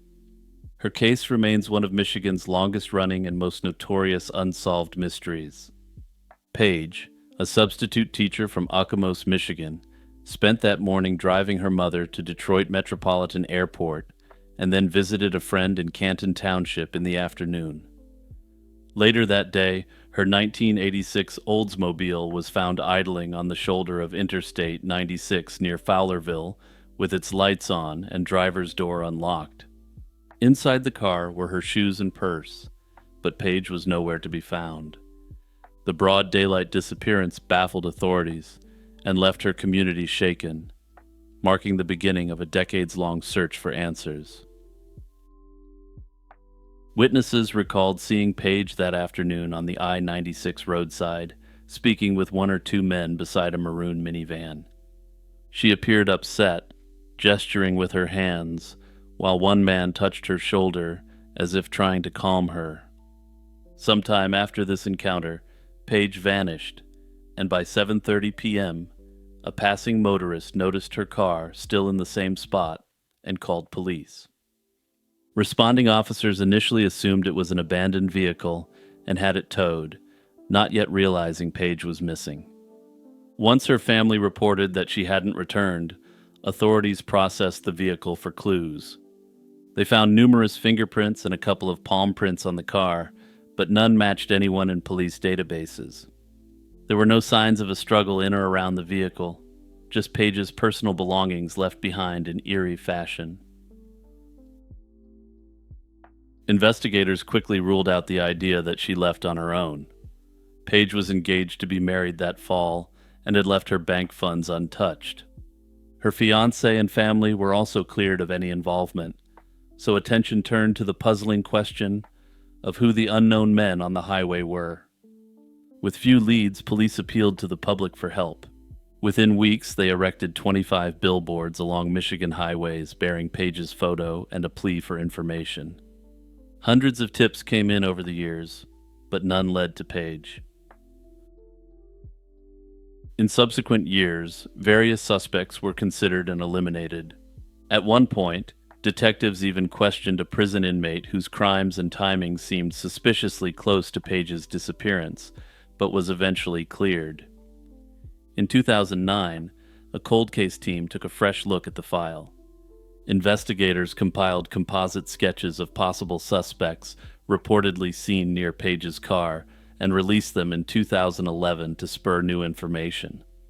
That same year, teams even searched a pond and a rural farm property after an anonymous tip hinted at a burial site, but nothing was found.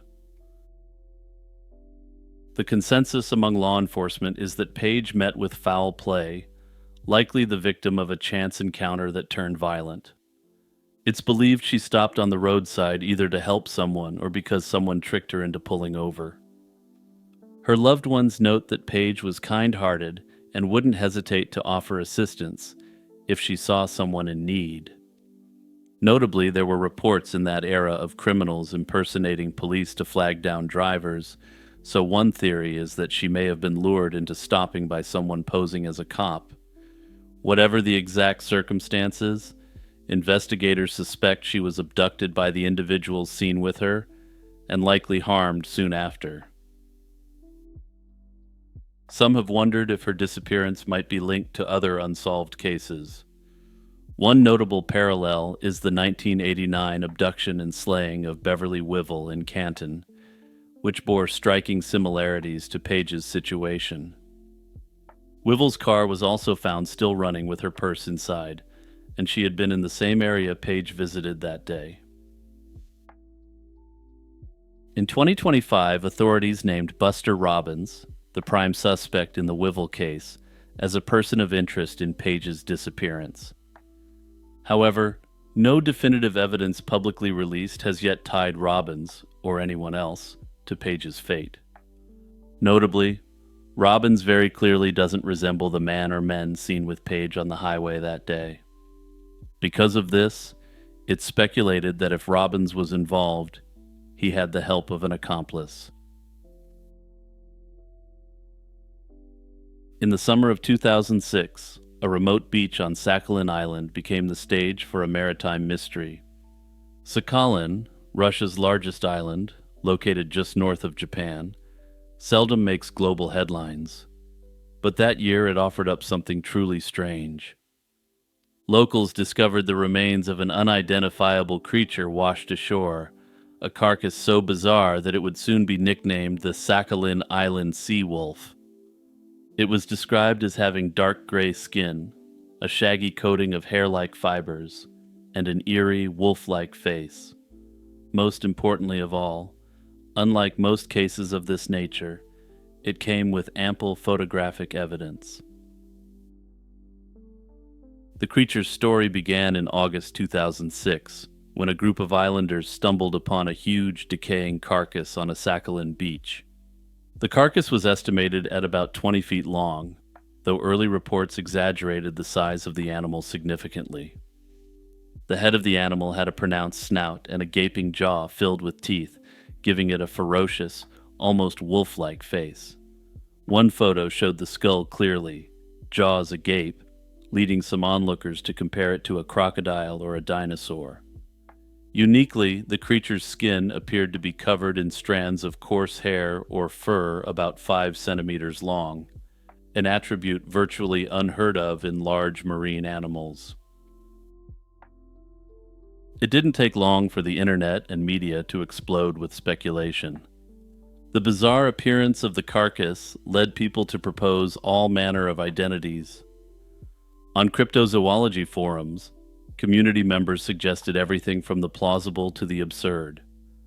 Some were convinced it was a plesiosaur or mosasaur, thinking a relic from the age of dinosaurs had somehow survived in the frigid and isolated Sea of Okhotsk. Others guessed it might be a large crocodile that wandered far from the tropics, or a species of shark whose corpse had morphed into an unfamiliar shape. Amid the initial flurry of excitement, cooler heads in the scientific community started weighing in. The photos, while dramatic, also offered clues that this sea wolf might not be so exotic after all.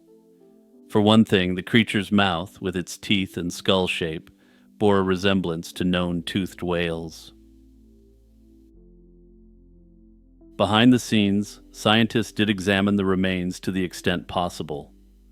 Shortly after the carcass was found, a specialist from the local museum in Yuzhno-Sakhalinsk, Sakhalin's capital, was reportedly dispatched to the site. The bones and teeth were collected and analyzed, and the initial results were straightforward. This was a mammal. However, identifying the exact species from an incomplete, decomposed corpse was challenging. Some speculated that the creature was a beluga whale.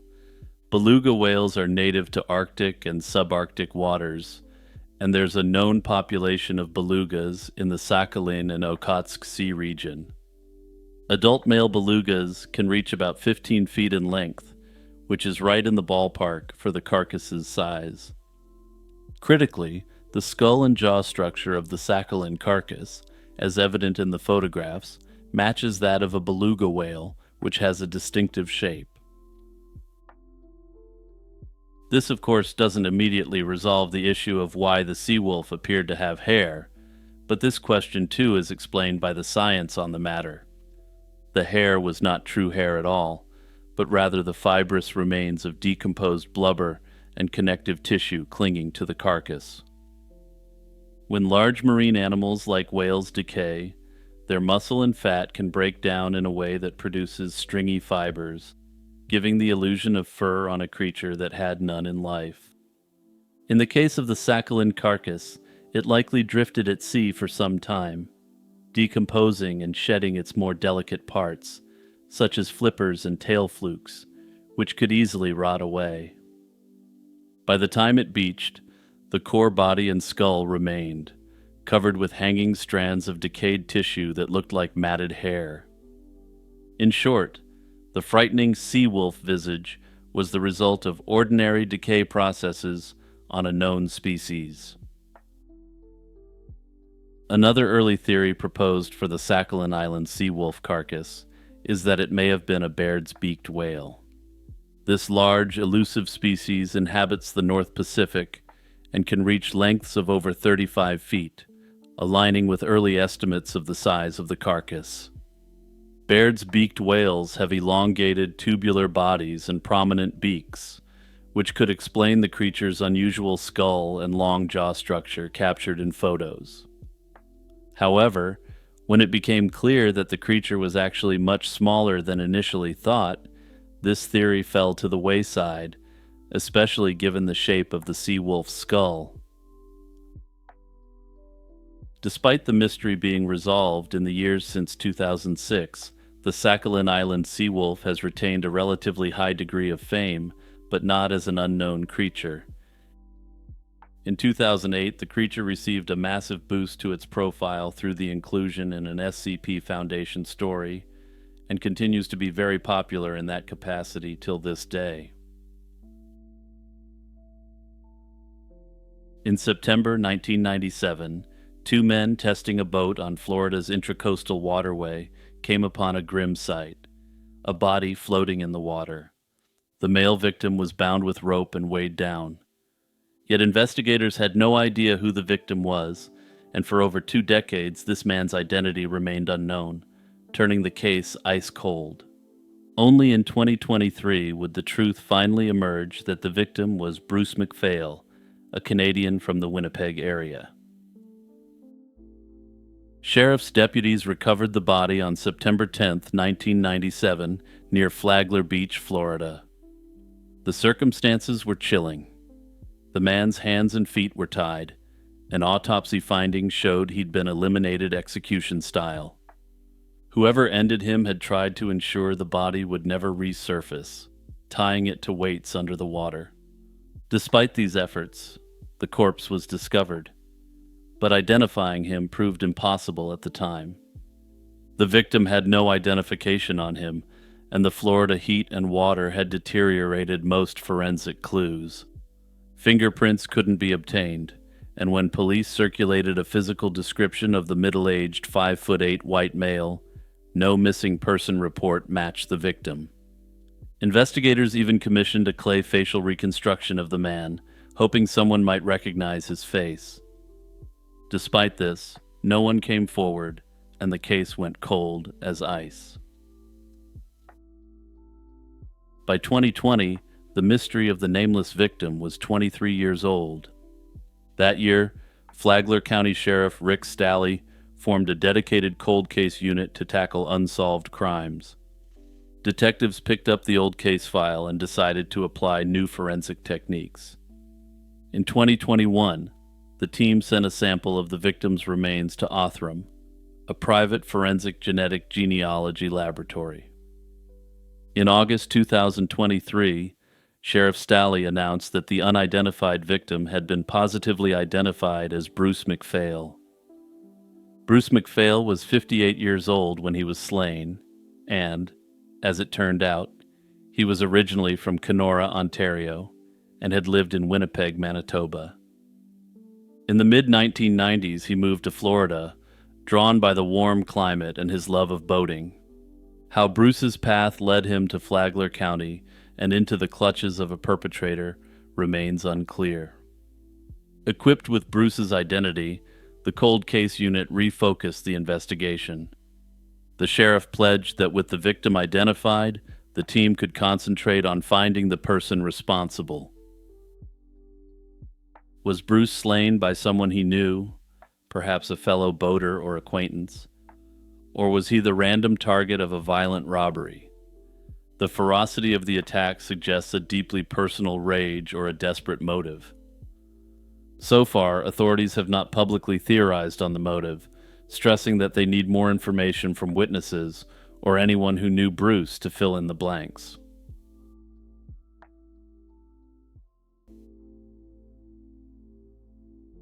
On the morning of September 20th, 1987, joggers in Dana Point, California made a grim discovery. The body of a young woman lay at the base of a steep seaside cliff. Sheriff's deputies arrived to investigate the unidentified victim, a Caucasian woman in her 20s with no ID on her person. It was initially unclear whether she had fallen by accident, been pushed, or done it all on her own. With no name to call her, authorities referred to the mystery woman simply as the Dana Point Jane Doe, a case that haunted investigators for decades. At the top of the cliff, investigators found several personal items left behind by the young woman. A small purse sat near a half-finished soda can, alongside a pack of cigarettes and a road map of Southern California. Importantly, a phone number written on the map led investigators to a local taxi company. The cab driver remembered picking up a quiet young woman that morning and dropping her off near the Dana Point Cliffs, since she had only $18 for the fare. Further investigation pieced together the woman's last movements. Staff at a nearby motel recalled that the young woman had come in, asking if there were any tall hotels in the area. Notably, this stuck out to them since it was a somewhat unusual request. Why was this woman so concerned about the height of the building she was staying in? Shortly afterward, she was seen at a gas station, where she used the restroom and then called for a cab. She told the taxi driver that her car had broken down and asked to go toward Laguna Beach, or as far as her money would take her. The driver let her out on a coastal road near the cliffs, which was as far as he could take her for $18. That was the last time anyone saw her alive, as she walked off into the darkness toward the cliff's edge. At dawn, her body was found on the beach below. Investigators noted that her belongings, the soda can, cigarette pack, map, and a slip of paper with a hotel phone number were left neatly just beyond the fence at the cliff top. The evidence strongly suggested she had climbed over and jumped intentionally. The coroner eventually classified her death as likely of her own doing, while holding out hope that discovering her identity might explain what led to that tragic act. One perplexing clue was the small purse found at the scene. It contained no identification, but on the outside was a name embossed in gold: Carol Pinkham. Detectives traced that name to a woman in San Diego County who was alive and baffled to learn her stolen purse had turned up at such a scene. She explained that it had been taken from her in the mid-1970s, over a decade before the incident, and that she had no connection to the Jane Doe. How the victim came to possess that stolen purse has remained an unsolved side mystery to this day. Also, just thinking about it, it's kind of weird to think about the chain of causation from that person stealing a purse in the 1970s to that act being featured on a YouTube video a half-century later. With that lead hitting a dead end, investigators had nothing to go on but the Jane Doe's description and the circumstances of her death. For years, the Dana Point Jane Doe remained nameless despite efforts. She was a young white woman in her 20s, tall and slender with long light brown hair and brown eyes. In 1995, the popular series Unsolved Mysteries aired a segment on the case, broadcasting the Jane Doe's composite sketch and details nationwide. Despite this massive signal boost, no one came forward with a name. Many years later, a breakthrough finally came from an unexpected source. Holly Glenn, a young woman from Whittier, had gone missing in 1987 around the same time as the Jane Doe was found. Decades later, high school friends searching for Holly stumbled upon the Dana Point Jane Doe case and noticed uncanny similarities. Suspecting the Jane Doe was Holly, they alerted authorities and missing person databases. By 2014, their campaign on social media prompted Orange County investigators to take a fresh look at the case. In early 2015, detectives collected DNA from Holly's relatives to compare with the Jane Doe's profile. In May 2015, nearly 28 years after the tragedy, the Orange County Sheriff's Department announced that the Dana Point Jane Doe was identified as Holly Glenn. DNA testing confirmed the match, giving a name to the victim at last. Holly had been only 21 when she died, and her family was finally able to learn her fate. The cold case mystery was solved. Holly had likely chosen to jump that night, with no foul play involved. Despite the case now being officially closed, some have speculated that the cab driver may have had some involvement in Holly's demise. After all, the circumstances under which he dropped her off are a bit unusual. That said, given that investigators found out that she was looking to find a tall hotel building, I support the official finding that this was likely an intentional act by Holly.